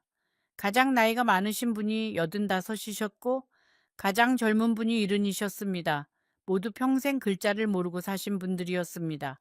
저는 첫 시간에 칠판에 가나다라 마바사를 큼직하게 적었습니다. 어르신들은 마치 어린아이처럼 눈을 반짝이며 그 글자들을 따라 쓰셨습니다. 손이 떨려서 글자가 비뚤어지고 어떤 분은 연필을 잡는 것조차 어색해 하셨습니다. 하지만 누구 하나 포기하지 않으셨습니다. 그 모습을 보면서 저는 부끄러워졌습니다. 저는 그동안 너무 빨리 무너졌던 것은 아닐까? 이른둘은 무너지기에는 너무 이른 나이가 아닐까? 수업이 끝나면 어르신들은 한 분씩 차례로 제 손을 잡고 가셨습니다. 선생님 덕분이에요 라고 말씀하시는 분도 계셨습니다. 저는 손을 내저으며 저는 선생님이 아니에요. 그냥 같이 배우는 사람이에요 라고 대답했습니다. 하지만 그분들은 저를 선생님이라고 부르기를 멈추지 않으셨습니다. 어느 날 한 어르신이 자신의 이름을 처음으로 종이에 써서 저에게 보여주셨습니다. 박술래라고 쓰여 있었습니다. 그분은 그 종이를 두 손으로 꼭 잡고 평생 처음으로 내 이름을 내 손으로 써봤어요 라고 말씀하시며 우셨습니다. 저도 같이 울었습니다. 이 봄이 다시 왔습니다. 제가 손주의 이름으로 통장을 옮긴 지 정확히 1년이 지난 어느 봄날이었습니다. 저는 그날 아침 창문을 열고 한참을 밖을 바라봤습니다. 골목길에 벚꽃이 피어 있었습니다. 작년 이맘때 저는 그 벚꽃을 볼 마음에 여유조차 없었습니다. 통장을 옮기는 일, 집을 정리하는 일, 손주의 미래를 걱정하는 일에 정신이 팔려서요. 그런데 올해는 그 벚꽃이 너무도 선명하게 제 눈에 들어왔습니다. 그 무렵 저는 한 가지 결심을 더 했습니다. 제 작은 월세방의 한쪽 벽에 작은 액자 하나를 걸기로 한 것입니다. 그 액자 안에는 아무도 없습니다. 가족 사진도 손주 사진도 없습니다. 그저 제가 직접 쓴 글씨 한 줄이 들어있을 뿐입니다. 거기에는 이렇게 적혀 있습니다. 나는 나로서 살아간다. 복지관의 어르신들이 가끔 제 집에 놀러 오십니다. 그 액자를 보고 모두들 좋다고 말씀하십니다. 영자 어머니는 그 액자 앞에서 한참을 서 계시다가 이렇게 말씀하셨습니다. 순자 동생 자네는 이제 진짜 어른이 되었네. 저는 그 말씀에 웃었습니다. 72이 되어서야 진짜 어른이 되다니. 저는 참 늦된 사람이구나 라고 생각하면서요. 하지만 그 늦음이 이제는 부끄럽지 않습니다. 가끔 밤이 깊어지면 저는 여전히 저 윤재가 그립습니다. 그 아이의 작은 손이 제 무릎에서 잠들던 그 따뜻한 무게가 사무치게 그리울 때가 있습니다. 네, 그럴 때면 저는 이렇게 혼잣말을 합니다. 윤재야, 할머니는 잘 지낸다. 너도 잘 지내라. 그리고 언젠가 네가 어른이 되어 누군가에게 모든 것을 내어주고 싶은 마음이 들거든. 그때는 한 번만 더 생각해 보렴. 사랑은 주는 것이지만 자기 자신까지 다 내어주는 것은 사랑이 아니란다. 여러분, 제 이야기는 여기까지입니다. 저는 여전히 그 작은 월세방에 혼자 삽니다. 아들에게서는 그날 이후로 단 한 통의 연락도 없습니다. 손주의 통장이 어떻게 되었는지 저는 더 이상 궁금해하지 않습니다. 그 돈은 이미 제 손을 떠난 돈입니다. 제가 가질 수 있는 것은 오직 지금 이 순간의 저 자신뿐입니다. 혹시 이 이야기를 들으시면서 마음 한구석이 시큰해진 분이 계시다면 부디 한 가지만 기억해 주세요. 자식에게 모든 것을 내어주는 것이 사랑의 전부는 아닙니다. 어머니에게도 아버지에게도 자기 자신을 위한 작은 자리 하나는 반드시 남겨두어야 합니다. 그 자리가 없으면 어느 날 자식이 떠나간 자리에 남는 것은 텅 빈 그림자뿐이니까요. 이 이야기가 여러분의 마음을 움직였다면 구독 버튼을 누르는 것을 잊지 마세요. 그리고 지금 화면에 나오는 다음 영상도 꼭 시청해 주세요. 오늘 들으신 이야기보다 훨씬 더 가슴 뭉클한 이야기일 거라고 장담합니다. 어떤 일이 있어도 놓치지 마세요. 65이 되던 해에 나는 다시 웨딩드레스를 입었습니다. 머리에는 하얀 꽃을 꽂았고 손에는 작은 부케를 들었지요. 거울 앞에 선 나를 보며 딸아이는 울었습니다. 기쁨의 눈물이었는지 아니면 무언가를 예감한 눈물이었는지 지금도 나는 알 수가 없습니다. 사람들은 말했습니다. 순자 씨, 이 나이에 무슨 결혼이냐고, 혼자 사는 게 편하지 않냐고. 하지만 나는 웃으며 고개를 저었습니다. 남은 인생만큼은 외롭지 않게 보내고 싶었으니까요. 그 사람은 점잖았고 말수가 적었으며 내 손을 잡을 때마다 따뜻했습니다. 나는 그 온기를 믿었습니다. 첫 남편을 먼저 떠나보낸 지 벌써 12년이 지난 때였습니다. 그 긴 세월 동안 나는 단 한 번도 다른 남자를 마음에 들인 적이 없었습니다. 아이들을 키우는 일, 작은 식당을 꾸려가는 일, 그리고 밤마다 홀로 천장을 바라보는 일, 그것이 내 삶의 전부였지요. 그러던 어느 날 동네 복지관에서 그 사람을 만났습니다. 이름은 김영호, 나보다 3살 위였고 은퇴한 전직 공무원이라고 했습니다. 결혼식 날 나는 속으로 이렇게 속삭였습니다. 이제는 행복해도 되지 않을까? 이제는 나도 사랑받아도 되지 않을까? 하지만 여러분, 잠시 후에 여러분은 이해하시게 될 겁니다. 왜 내가 그날의 미소를 지금까지도 후회하고 있는지, 왜 65의 새 출발이 내 인생에서 가장 긴 악몽의 시작이었는지를 혹시 여러분 중에서도 늦은 나이에 다시 사랑을 시작하신 분이 계신다면 그 이야기를 댓글로 꼭 들려주세요. 그리고 이 할머니의 이야기가 끝까지 궁금하시다면 구독 버튼을 한번 눌러주세요. 나는 여러분 곁에서 내가 살아온 이야기를 조용히 풀어놓고 싶습니다. 결혼식이 끝나고 우리는 작은 아파트로 이사를 갔습니다.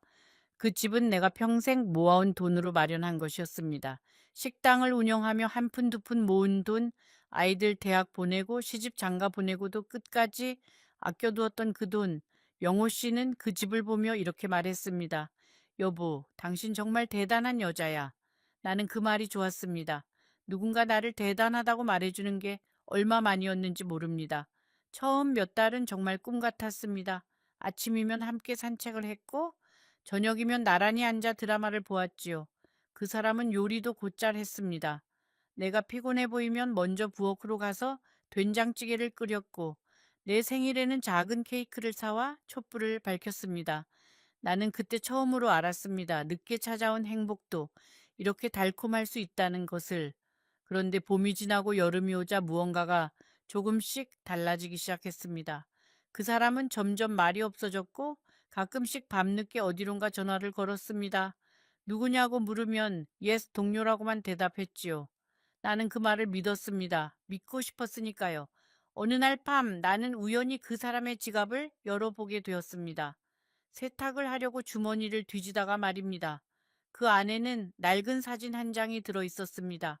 젊은 여자와 어린아이들이 환하게 웃고 있는 사진이었지요. 뒷면에는 희미한 글씨로 이렇게 적혀 있었습니다.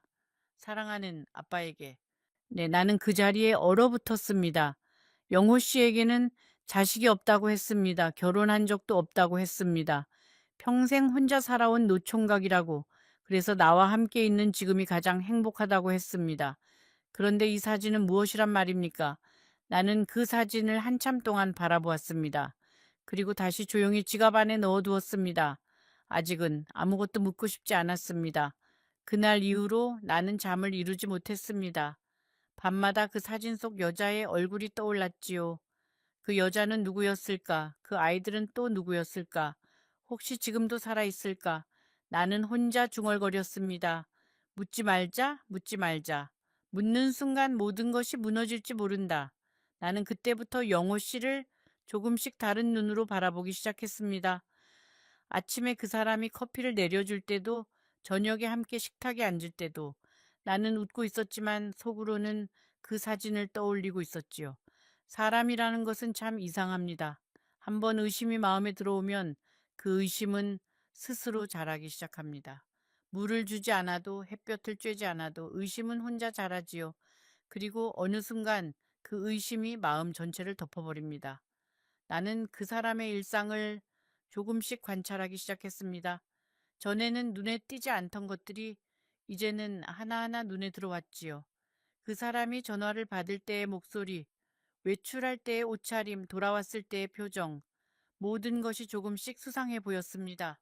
하지만 나는 여전히 아무 말도 하지 않았습니다. 그저 조용히 바라볼 뿐이었지요. 어느 날 오후, 영호 씨는 잠깐 은행에 다녀오겠다고 하며 집을 나섰습니다. 나는 그 사람이 나가는 뒷모습을 한참 동안 바라보았지요. 그리고 창문 밖을 내다보았습니다. 그 사람은 은행 방향으로 가지 않았습니다. 반대편으로 걸어가고 있었지요. 나는 그 모습을 보며 무언가가 가슴속에서 천천히 무너지는 것을 느꼈습니다. 그날 저녁 영호 씨는 늦게 돌아왔습니다. 나는 아무것도 묻지 않았습니다. 그 사람은 피곤해 보였고 저녁도 먹는 둥 마는 둥 하고 방으로 들어갔지요. 나는 부엌에서 혼자 설거지를 하며 수도꼭지에서 흘러나오는 물소리를 한참 동안 들었습니다. 그 물소리가 유난히 크게 들렸습니다. 마치 내 마음속에 무언가도 그 물처럼 조용히 흘러내리고 있는 것 같았지요. 며칠이 지난 뒤 나는 용기를 내어 동네 복지관에 다시 가보았습니다. 영호 씨를 처음 만났던 그곳이었지요. 그곳에는 나와 같은 또래의 어르신들이 많았습니다. 나는 그 중에서도 가장 오래 다니신 할머니 한 분을 찾아갔습니다. 그분은 나를 보자마자 환하게 웃으셨지요. 순자 씨, 요즘 신혼 재미는 좀 봐. 나는 억지로 웃으며 고개를 끄덕였습니다. 그리고 조심스럽게 물었지요. 혹시 영호 씨에 대해서 뭐 아시는 거 있으세요? 그분의 얼굴에서 웃음이 천천히 사라졌습니다. 한참을 망설이시더니 이렇게 말씀하셨지요. 순자 씨, 내가 진작 말해주려고 했는데 남의 일에 끼어드는 것 같아서 못했어. 그 사람 여기 오기 전에 다른 복지관에도 다녔대. 거기서도 어떤 할머니랑 친해졌다가 그 할머니가 큰 손해를 봤다는 소문이 있었어. 나는 그 말을 듣고 한참 동안 아무 말도 할 수 없었습니다. 손에 들고 있던 찻잔이 미세하게 떨렸지요. 그분은 내 손을 잡으며 말씀하셨습니다. 순자 씨, 너무 놀라지 마. 아직 확실한 건 아니니까. 하지만 조심해. 이 나이에 상처받으면 젊었을 때보다 훨씬 오래 간다. 나는 그분의 손을 꼭 잡고 겨우 고개만 끄덕였습니다. 집으로 돌아오는 길에 나는 버스 안에서 창밖을 바라보았습니다. 바깥 풍경은 평소와 다를 바 없었지요. 사람들은 거리를 걷고 있었고 아이들은 학교에서 돌아오고 있었으며 상점들은 불을 밝히고 있었습니다. 그런데 이상하게도 그 모든 풍경이 나와는 상관없는 다른 세계의 일처럼 느껴졌습니다. 나는 그 세계 바깥에 혼자 서 있는 사람 같았지요. 집에 도착했을 때 영호 씨는 거실에서 책을 읽고 있었습니다. 나를 보더니 평소처럼 웃으며 말했지요. 여보, 어디 갔다 왔어? 많이 늦었네. 나는 장바구니를 내려놓으며 대답했습니다. 복지관에 잠깐 들렀어요. 그 사람의 표정이 아주 잠깐 굳는 것을 나는 놓치지 않았습니다. 하지만 그 사람은 곧 다시 웃으며 말했지요. 그래, 거기 친구분들 잘 계셔? 그날 밤 나는 처음으로 영호 씨와 한 침대에서 자고 싶지 않았습니다. 몸이 좀 안 좋다고 핑계를 대고 작은 방으로 건너갔지요. 그 사람은 굳이 말리지 않았습니다. 오히려 조금 안심하는 듯한 표정이었지요. 나는 작은 방에 차가운 이불 속에 누워 천장을 바라보았습니다. 그 천장의 무늬 하나하나가 그날따라 유난히 선명하게 보였지요. 그 밤에 나는 많은 생각을 했습니다. 첫 남편과 함께했던 시절, 아이들을 키우던 시절, 식당을 운영하던 시절, 그 모든 시절이 파노라마처럼 머릿속을 스쳐갔지요. 그 시절에 나는 언제나 바빴고 언제나 피곤했지만 동시에 언제나 확신이 있었습니다. 내가 무엇을 해야 하는지, 어디로 가야 하는지, 누구를 지켜야 하는지 말입니다. 그런데 지금의 나는 아무것도 확신할 수 없었습니다. 다음 날 아침 나는 아주 오랜만에 첫 남편의 사진을 꺼내 보았습니다. 결혼식 날 찍은 그 사진을 말입니다. 빛이 바랜 그 사진 속에서 젊은 남편은 조금 어색하게 웃고 있었지요. 나는 그 얼굴을 한참 동안 바라보았습니다. 당신이라면 지금 내가 어떻게 해야 할지 알았을 텐데, 당신이 있었다면 나는 이런 일을 겪지 않았을 텐데, 하지만 원망해도 소용없는 일이었습니다. 그 사람은 이미 떠난 지 오래였고, 남은 것은 나 혼자였으니까요. 나는 그 사진을 다시 서랍 안에 넣으며 스스로에게 말했습니다. 순자야, 이제부터는 네가 네 남편이 되어줘야 해. 네가 너를 지켜줘야 해. 누구도 대신해 줄 수 없어. 그날 오후 나는 식당을 운영하던 시절부터 알고 지내던 옛 친구 한 분께 전화를 걸었습니다. 그 친구는 젊었을 때 법원 근처에서 일하던 사람이라 법에 대해서 잘 알고 있었지요. 나는 떨리는 목소리로 이것저것 물어보았습니다. 이혼을 하려면 어떻게 해야 하는지, 재산은 어떻게 지킬 수 있는지, 혹시 상대가 협조하지 않으면 어떻게 되는지.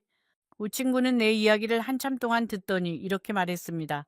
순자야, 지금 네가 하는 이야기 그냥 보통 이야기가 아니야. 일단 변호사를 만나봐야 할 것 같아.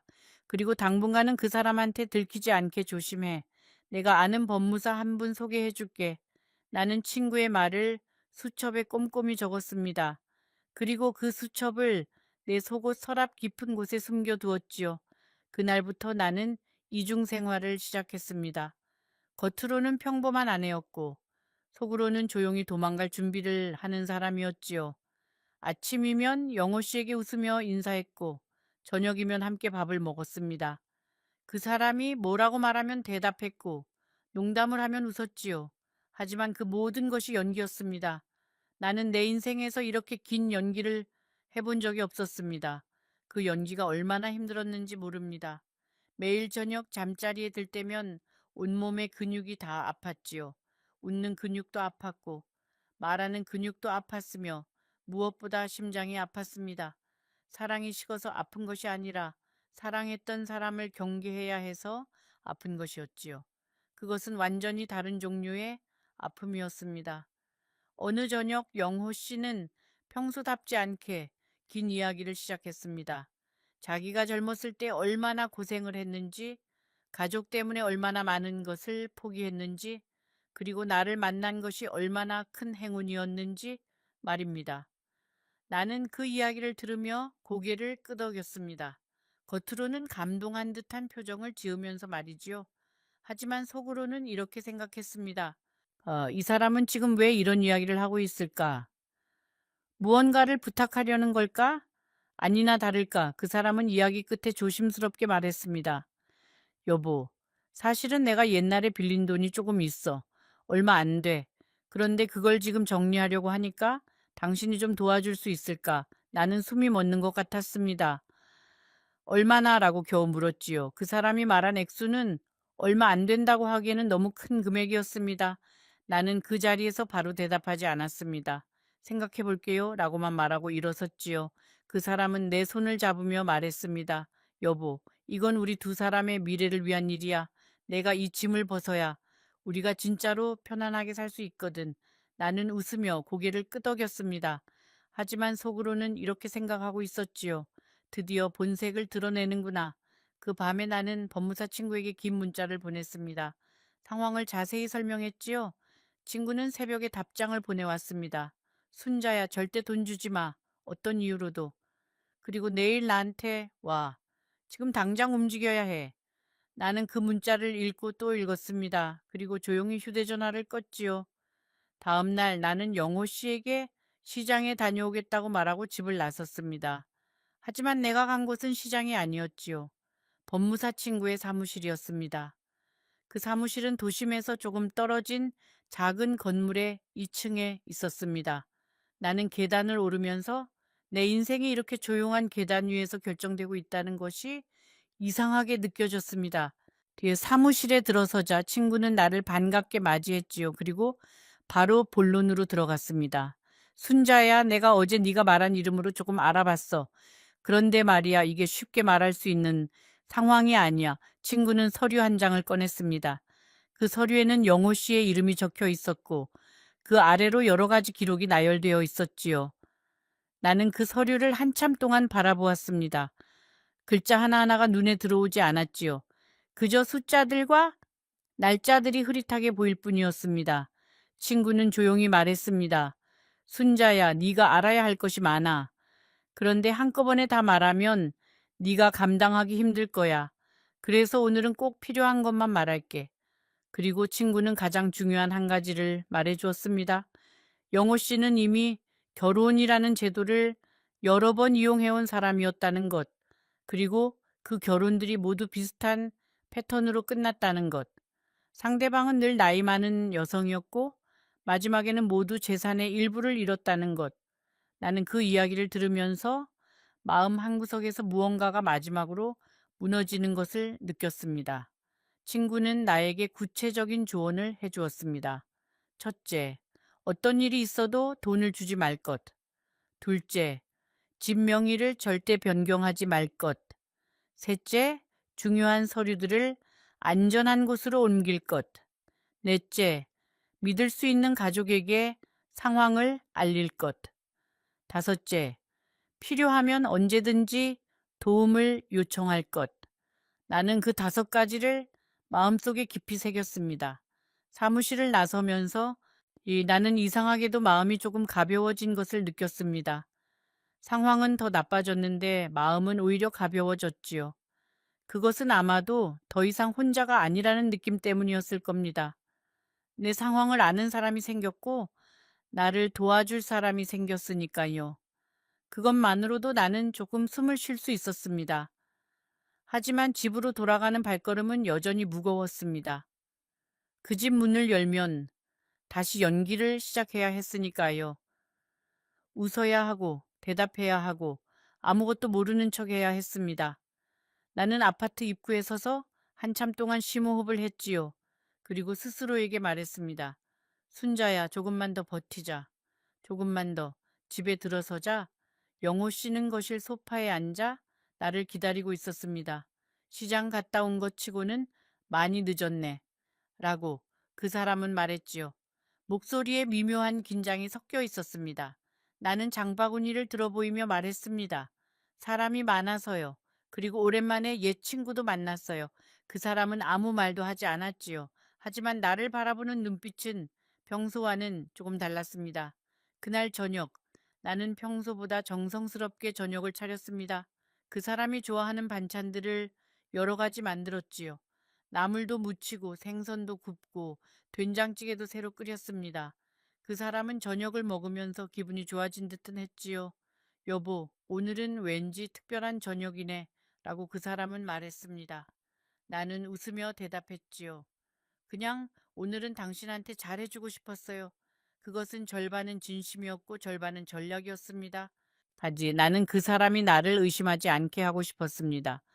의심이 깊어지면 그 사람이 무슨 짓을 할지 알 수 없었으니까요. 사람을 이용하려는 사람일수록 궁지에 몰리면 위험해질 수 있다는 것을 나는 본능적으로 알고 있었습니다. 그날 이후로 며칠 동안 나는 정말 좋은 아내의 연기를 했습니다.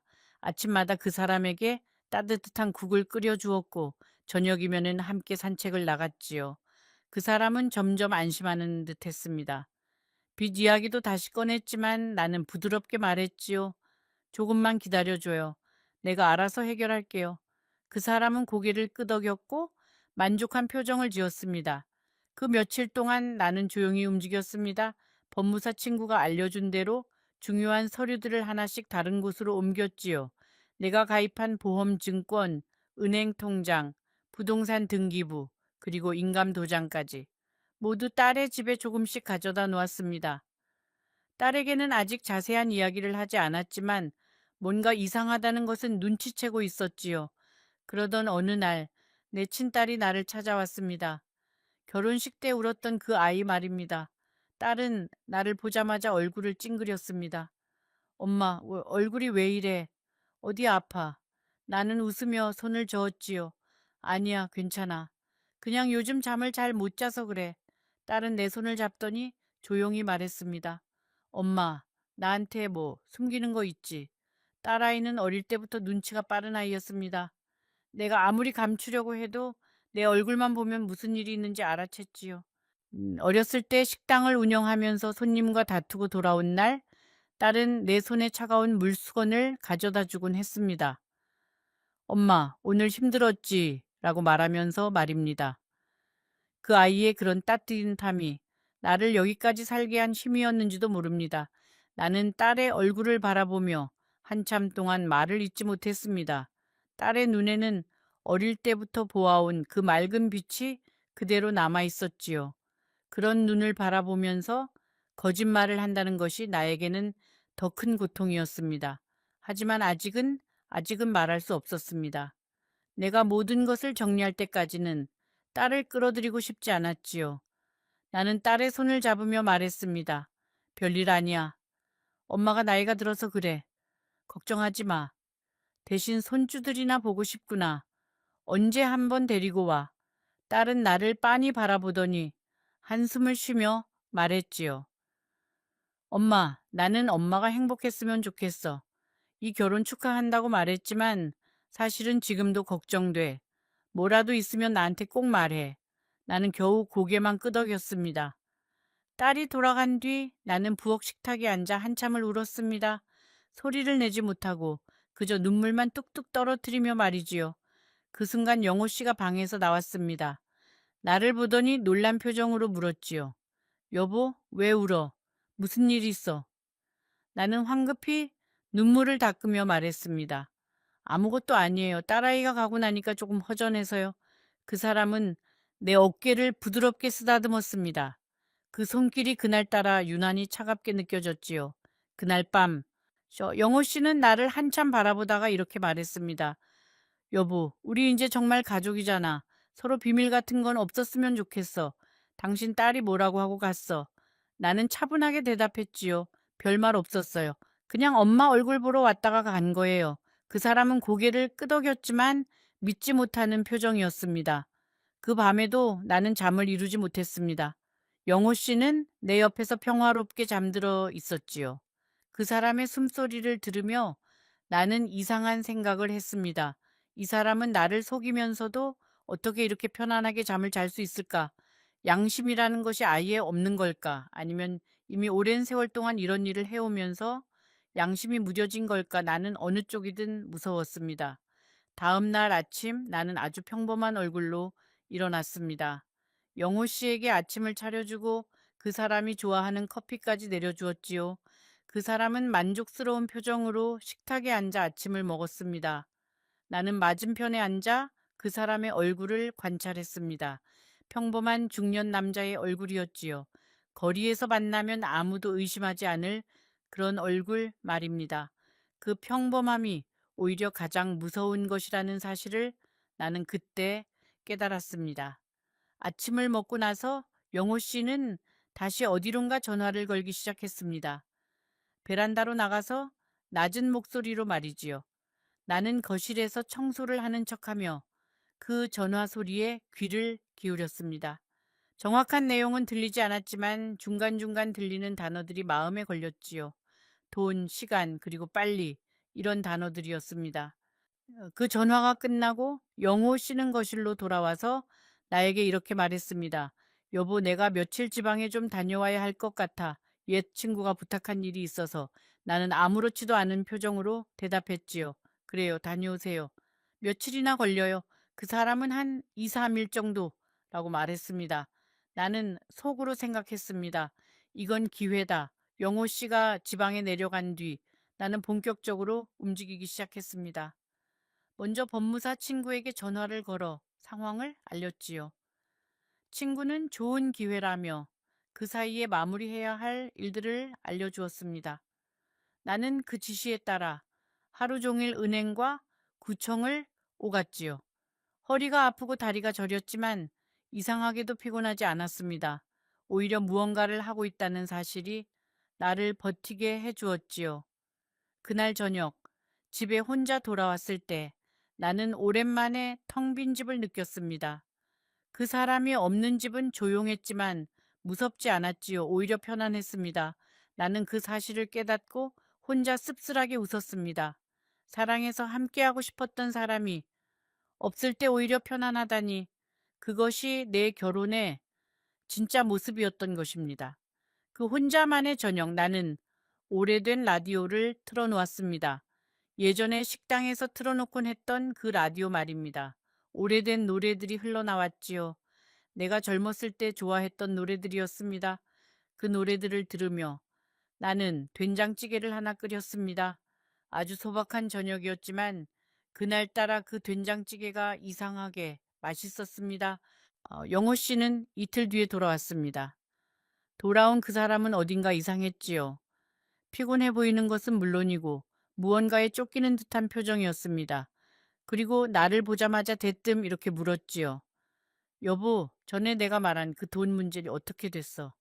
내가 없는 사이에 좀 알아봤어. 나는 차분하게 대답했습니다. 아직 은행에 알아보는 중이에요. 조금만 기다려 주세요. 그 사람은 고개를 저으며 말했습니다. 여보, 미안한데 더 기다릴 수가 없어. 내일까지는 꼭 필요해. 안 그러면 내가 정말 곤란해져. 나는 깜짝 놀란 척하며 물었지요. 아니, 왜 갑자기 그래요? 무슨 일 있었어요? 그 사람은 잠시 망설이더니 마지못해 이렇게 말했습니다. 지방에 내려갔다가 옛 친구한테 급한 부탁을 받았어. 그래서 내가 그 돈을 빌려주기로 했거든. 당신이 먼저 준비해주면 내가 나중에 꼭 갚을게. 나는 그 말이 얼마나 뻔한 거짓말인지 알고 있었습니다. 옛 친구에게 돈을 빌려주기 위해 내 돈을 요구한다는 것. 그것은 너무나도 전형적인 수법이었지요. 하지만 나는 티를 내지 않았습니다. 생각해 볼게요. 라고만 말했지요. 그 사람의 얼굴에 잠깐 초조함이 스쳤습니다. 내가 그 초조함을 본 것은 그날이 처음이었습니다. 하지만 나는 고개를 저었습니다. 이 집은 내가 평생 모은 돈으로 산 집이야. 내가 왜 나가? 나가야 할 사람은 내가 아니야. 딸은 한숨을 쉬었습니다. 그래도 엄마, 그 사람이 뭐라도 하면 어쩌려고. 나는 웃으며 말했습니다. 괜찮아. 그 사람은 그럴 사람이 아니야. 그 말은 반은 진심이었고 반은 거짓말이었습니다. 사실 나는 영호 씨가 무서웠습니다. 하지만 딸에게 걱정을 끼치고 싶지는 않았지요. 딸도 자기 삶이 있었고 아이들이 있었습니다. 내 문제로 그 아이의 삶까지 흔들리게 하고 싶지 않았습니다. 나는 어른이었으니까요. 내 일은 내가 정리해야 했으니까요. 딸이 돌아가고 난 뒤 나는 한 가지 결심을 했습니다. 영호 씨와 정식으로 이야기를 해야겠다고 말입니다. 더는 이렇게 살 수 없었습니다. 매일 밤 그 사람 옆에서 가짜 미소를 짓는 것도, 매일 아침 그 사람이 내려주는 커피를 의심의 눈으로 바라보는 것도 말입니다. 나는 그날 밤 저녁을 먹고 나서 조용히 말했습니다. 영호 씨, 우리 이야기 좀 해요. 그 사람은 텔레비전 소리를 줄였습니다. 그리고 나를 바라보았지요. 무슨 이야기? 나는 숨을 깊게 들이쉬었습니다. 그리고 말했습니다. 당신의 과거에 대해서, 당신이 나에게 숨긴 것들에 대해서. 그 사람의 얼굴이 순간 굳었습니다. 하지만 곧 다시 부드러워졌지요. 그리고 이렇게 말했습니다. 여보, 무슨 소리야? 나한테는 숨긴 게 없어. 나는 준비해 두었던 서류를 꺼냈습니다. 그 서류를 그 사람 앞에 놓았지요. 그 사람은 서류를 보더니 한참을 말이 없었습니다. 얼굴에서 표정이 사라졌습니다. 그리고 조용히 고개를 들어 나를 보았지요. 그 눈빛은 내가 아는 영호 씨의 눈빛이 아니었습니다. 그 사람은 낮은 목소리로 말했습니다. 어디서 이걸 얻었어? 나는 대답하지 않았습니다. 그 사람은 다시 물었습니다. 누가 이걸 당신한테 줬어?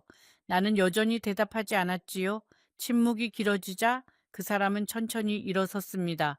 그리고 서류를 손에 쥐고 구겨버렸습니다. 나는 그때 알았습니다. 내가 정말 위험한 사람과 함께 살고 있었다는 것을. 그 사람은 나를 한참 바라보더니 이렇게 말했습니다. 순자 씨, 나는 당신을 정말 사랑했어. 그런데 당신이 이렇게 나올 줄은 몰랐네. 나는 그 말이 얼마나 무서웠는지 모릅니다. 사랑이라는 단어가 그렇게 싸늘하게 들릴 수 있다는 것을 그때 처음 알았습니다. 그날 밤 나는 잠을 이루지 못했습니다. 영호 씨는 거실 소파에서 잤습니다. 나는 안방문을 잠그고 침대에 앉아 밤을 새웠지요. 시계의 초침 소리가 유난히 크게 들렸습니다. 바람 소리, 냉장고 소리, 그리고 거실에서 들리는 그 사람의 작은 기침 소리까지. 나는 그 모든 소리를 들으며 새벽을 맞았습니다. 다음 날 아침 나는 가방을 쌌습니다. 꼭 필요한 것들만 챙겼지요. 통장, 도장, 신분증, 그리고 오래된 사진 몇 장. 그 집을 떠나기 위해서가 아니라 잠시 피해 있기 위해서였습니다. 나는 딸의 집으로 가기로 했습니다. 영호 씨는 아침 일찍 어디론가 나갔고 집에는 나 혼자뿐이었습니다. 하지만 내가 문을 나서려는 순간 현관문이 열렸습니다. 영호 씨가 돌아온 것이었습니다. 나는 가방을 든 채로 그 자리에 멈춰 섰지요. 그 사람은 나를 보고 가방을 보고 그리고 다시 나를 보았습니다. 그 눈빛을 나는 평생 잊지 못할 겁니다. 그것은 분노도, 슬픔도, 배신감도 아닌 무언가 훨씬 더 차가운 것이었습니다. 그 사람은 조용히 말했습니다. 근데 어디 가려고? 나는 떨리는 목소리로 대답했지요. 딸네 집에? 며칠만. 그 사람은 고개를 저었습니다. 안 돼. 지금은 갈 수 없어. 우리 이야기 아직 안 끝났잖아. 나는 한 걸음 뒤로 물러섰습니다. 그 다음 순간의 일은 지금도 생생하게 기억납니다. 하지만 자세히 이야기하고 싶지는 않습니다. 다만 말씀드릴 수 있는 것은 그날 내가 그 집에서 나오지 못했다는 것, 그리고 가방은 현관 옆에 그대로 놓여 있었다는 것. 그 사람은 내 팔을 붙잡았고 나는 저항하지 못했습니다. 나는 그 나이에 그런 일을 겪게 될 줄은 꿈에도 몰랐습니다. 그날 오후 나는 안방에 혼자 있었습니다. 영호 씨는 다시 어디론가 나갔지요. 문은 밖에서 잠겨 있었습니다. 나는 창문 밖을 바라보았습니다. 아파트 단지의 아이들이 뛰어놀고 있었고 할머니 몇 분이 벤치에 앉아 이야기를 나누고 있었습니다. 그 평화로운 풍경을 보며 나는 생각했습니다. 저 사람들 중에 누구도 내가 지금 이 방 안에서 어떤 상황에 처해 있는지 모르겠구나. 나는 휴대전화를 찾았습니다. 하지만 그 사람이 이미 가져간 뒤였습니다. 집 전화도 선이 뽑혀 있었지요. 나는 그 순간 내가 얼마나 무력한 존재인지를 깨달았습니다. 평생 자식들을 키워낸 어머니, 식당을 꾸려낸 사장, 동네에서 존경받던 순자씨가 한순간에 아무것도 아닌 사람이 되어 있었습니다. 하지만 나는 포기하지 않았습니다. 나는 안방을 천천히 둘러보았습니다. 그리고 한 가지를 기억해냈지요. 베란다 창문은 밖에서 잠글 수 없다는 것을. 나는 조심스럽게 베란다로 나갔습니다. 아래층 베란다까지는 꽤 높았지만 바로 옆집 베란다와는 얇은 칸막이 하나로 이어져 있었습니다. 나는 그 칸막이를 조심스럽게 두드렸습니다. 옆집에는 젊은 세댁이 살고 있었습니다. 평소에 마주치면 인사를 나누던 사이였지요. 그날따라 그 세댁이 집에 있었습니다. 칸막이 너머로 내 목소리를 들은 그 세댁은 처음에는 당황했지만 이내 상황을 알아차렸습니다. 나는 낮은 목소리로 말했지요. 아가씨, 경찰 좀 불러줘요, 제발. 그 세댁은 잠시 당황한 듯 숨을 멈추었습니다. 그러더니 아주 낮은 목소리로 물었지요. 할머니, 무슨 일이에요? 지금 안전해요. 나는 떨리는 목소리로 대답했습니다. 안전하지 않아. 남편이 나를 못 나가게 하고 있어. 제발 조용히 불러줘요. 그 사람이 오기 전에. 세댁은 잠시 말이 없었습니다. 그러 컨티뉴아를 15시 9분더니 단호한 목소리로 말했지요. 할머니, 제가 바로 할게요. 조금만 버텨요. 나는 그 목소리를 들으며 주저앉고 싶은 것을 겨우 참았습니다. 이 세상에 나를 도와주겠다는 사람이 한 명이라도 있다는 사실이 그 순간 얼마나 큰 힘이 되었는지 모릅니다. 나는 다시 안방으로 돌아갔습니다. 혹시라도 영호 씨가 갑자기 돌아올 수 있으니까요. 나는 침대에 앉아 아무 일도 없었던 것처럼 기다렸습니다. 손을 무릎 위에 가지런히 올려놓고 창밖을 바라보면서 말이지요. 이 시간은 느리게 흘렀습니다. 1분이 1시간처럼 느껴졌고 1시간이 하루처럼 느껴졌지요. 나는 그 긴 시간 동안 내 인생의 많은 장면들을 떠올렸습니다. 어릴 때 어머니가 나를 안고 자장가를 불러주시던 장면, 처음으로 교복을 입고 학교에 가던 날, 첫 남편을 처음 만났던 날, 첫 아이를 품에 안았던 그 떨림, 식당 문을 처음 열었던 날의 긴장감, 그 모든 순간들이 마치 꿈처럼 머릿속을 스쳐 지나갔지요. 그리고 나는 생각했습니다.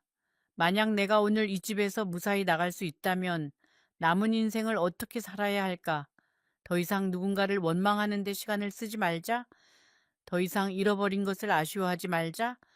남은 날들은 오직 나 자신을 위해서만 살자. 그렇게 마음속으로 다짐하고 또 다짐했지요. 경찰이 도착한 것은 30분 뒤였습니다. 그 30분이 내 인생에서 가장 길었던 30분이었지요. 나는 안방에 조용히 앉아 영호 씨가 돌아오기 전에 경찰이 먼저 도착하기만을 빌었습니다. 다행히 경찰이 먼저 왔습니다. 초인종 소리가 들렸고 그 다음에는 문을 두드리는 소리가 들렸습니다. 그리고 한참 뒤에 안방문이 열렸습니다. 경찰관 두 분이 나를 데리고 나왔지요. 나는 그분들의 팔을 붙잡고 걸었습니다. 다리에 힘이 없어서 혼자서는 걸을 수가 없었으니까요. 영호 씨는 그 시간까지 돌아오지 않았습니다. 경찰은 나에게 일단 안전한 곳으로 가자고 했지요. 나는 딸의 집 주소를 알려주었습니다. 아파트를 나서는데 옆집 새댁이 문을 조금 열고 나를 바라보고 있었습니다. 그 새댁의 눈에도 눈물이 고여 있었지요. 나는 그 새댁의 손을 잠깐 잡았습니다. 고마워요라고 겨우 말했지요. 그 새댁은 말없이 고개를 끄덕였습니다. 그리고 내 손에 작은 물병 하나를 쥐어주었지요. 그 물병이 그날 내가 받은 가장 따뜻한 선물이었습니다. 경찰차를 타고 딸의 집으로 가는 길에 나는 창밖을 바라보았습니다. 해가 저물고 있었지요. 도시의 불빛이 하나둘 켜지기 시작했습니다. 사람들은 퇴근길 버스를 타고 있었고 학원을 마친 아이들이 집으로 돌아가고 있었으며 식당들은 저녁 손님을 맞을 준비를 하고 있었습니다. 그 평범한 일상이 그날따라 유난히 아름답게 보였지요. 나는 그 아름다움을 오랫동안 잊고 있었던 것 같았습니다. 그날 이후의 일은 나도 잘 기억이 나지 않습니다. 딸의 집에 도착한 뒤로 나는 며칠 동안 거의 말을 하지 않았습니다. 그저 침대에 누워 천장만 바라보았지요. 딸은 내 옆에 앉아 가끔씩 내 손을 쓰다듬었습니다. 사위는 경찰서를 들락거렸고 손주들은 영문도 모른 채 할머니 방 앞을 조용히 지나다녔습니다. 일주일쯤 지났을 때 경찰에서 연락이 왔습니다. 영호 씨가 붙잡혔다는 소식이었지요. 그 사람은 도망치려 했지만 멀리 가지 못했다고 했습니다. 나는 그 소식을 듣고도 아무 감정이 없었습니다. 기쁨도 안도도 분노도 없었지요. 그저 텅 빈 마음뿐이었습니다. 그 텅 빈 마음 속에는 이상하게도 한 가지 질문만이 떠다녔습니다. 나는 왜 이렇게 되었을까? 또 나는 무엇을 잘못했을까? 나는 평생 누구한테도 나쁜 짓을 한 적이 없었습니다. 열심히 일했고 아이들을 정성껏 키웠으며 이웃에게도 친절했지요. 그런 내가 왜 이런 일을 겪어야 했는지 나는 이해할 수가 없었습니다. 딸은 내 얼굴을 보며 말했습니다. 엄마 아무 생각도 하지 마. 그냥 쉬어. 밥 먹고 자고 숨만 쉬어도 돼. 나는 딸의 말에 고개를 끄덕였지만 생각을 멈추는 것은 쉽지 않았습니다. 머릿속에는 수많은 장면들이 떠올랐지요. 영호 씨와 처음 만났던 복지관의 창가 자리, 결혼식 날에 하얀 꽃, 함께 끓여 먹었던 된장찌개, 그리고 마지막 날 그 사람의 차가운 눈빛까지 그 모든 장면들이 뒤섞여서 하나의 긴 악몽처럼 느껴졌습니다. 며칠 뒤 나는 딸의 집 베란다에서 처음으로 아침 햇살을 받으며 서 있었습니다. 그 햇살이 얼굴에 닿는 순간 나는 이상하게도 눈물이 났지요. 그 눈물은 슬픔의 눈물이 아니었습니다. 오히려 아직 내가 살아있다는 사실에 대한 감사의 눈물이었지요. 나는 그 아침 오래 잊고 있었던 한 가지를 깨달았습니다. 숨을 쉬고 햇살을 받고 따뜻한 밥을 먹을 수 있다는 것.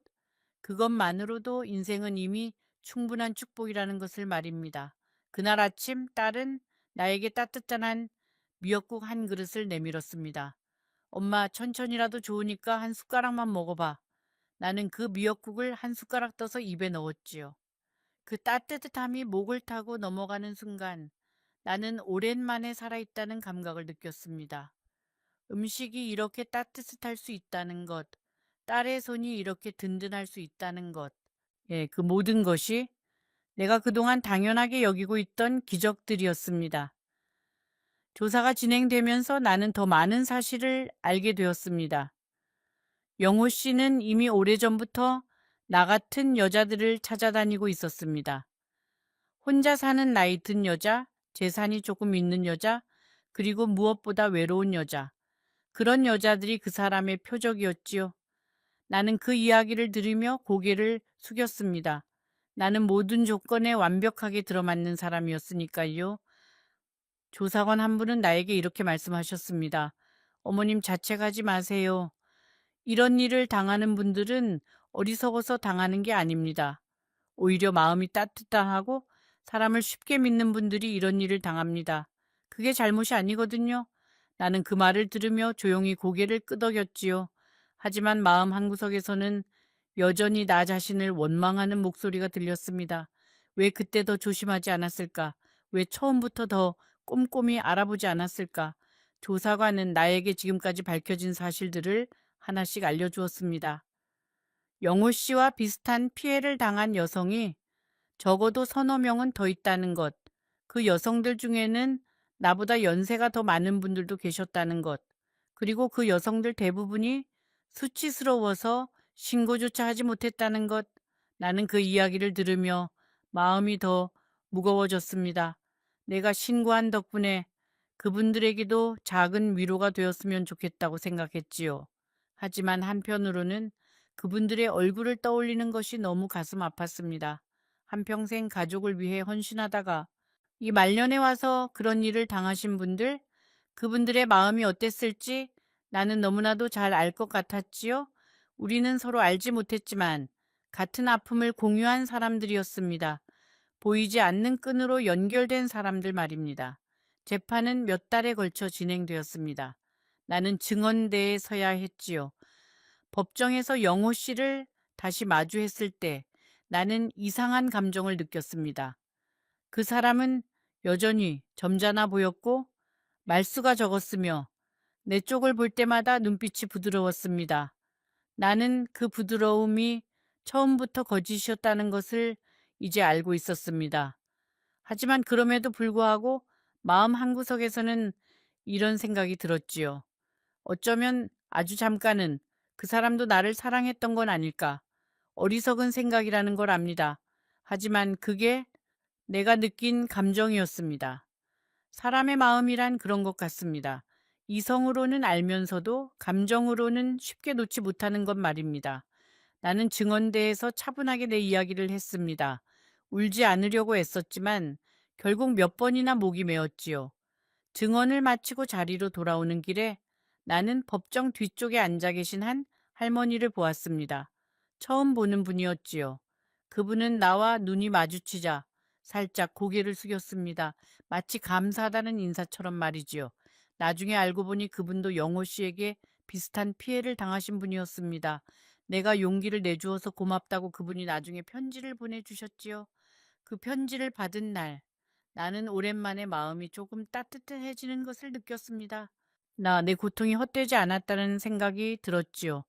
내가 겪은 일이 누군가에게는 작은 위로가 될 수 있다는 것, 그것만으로도 나는 조금은 살만하다고 느꼈습니다.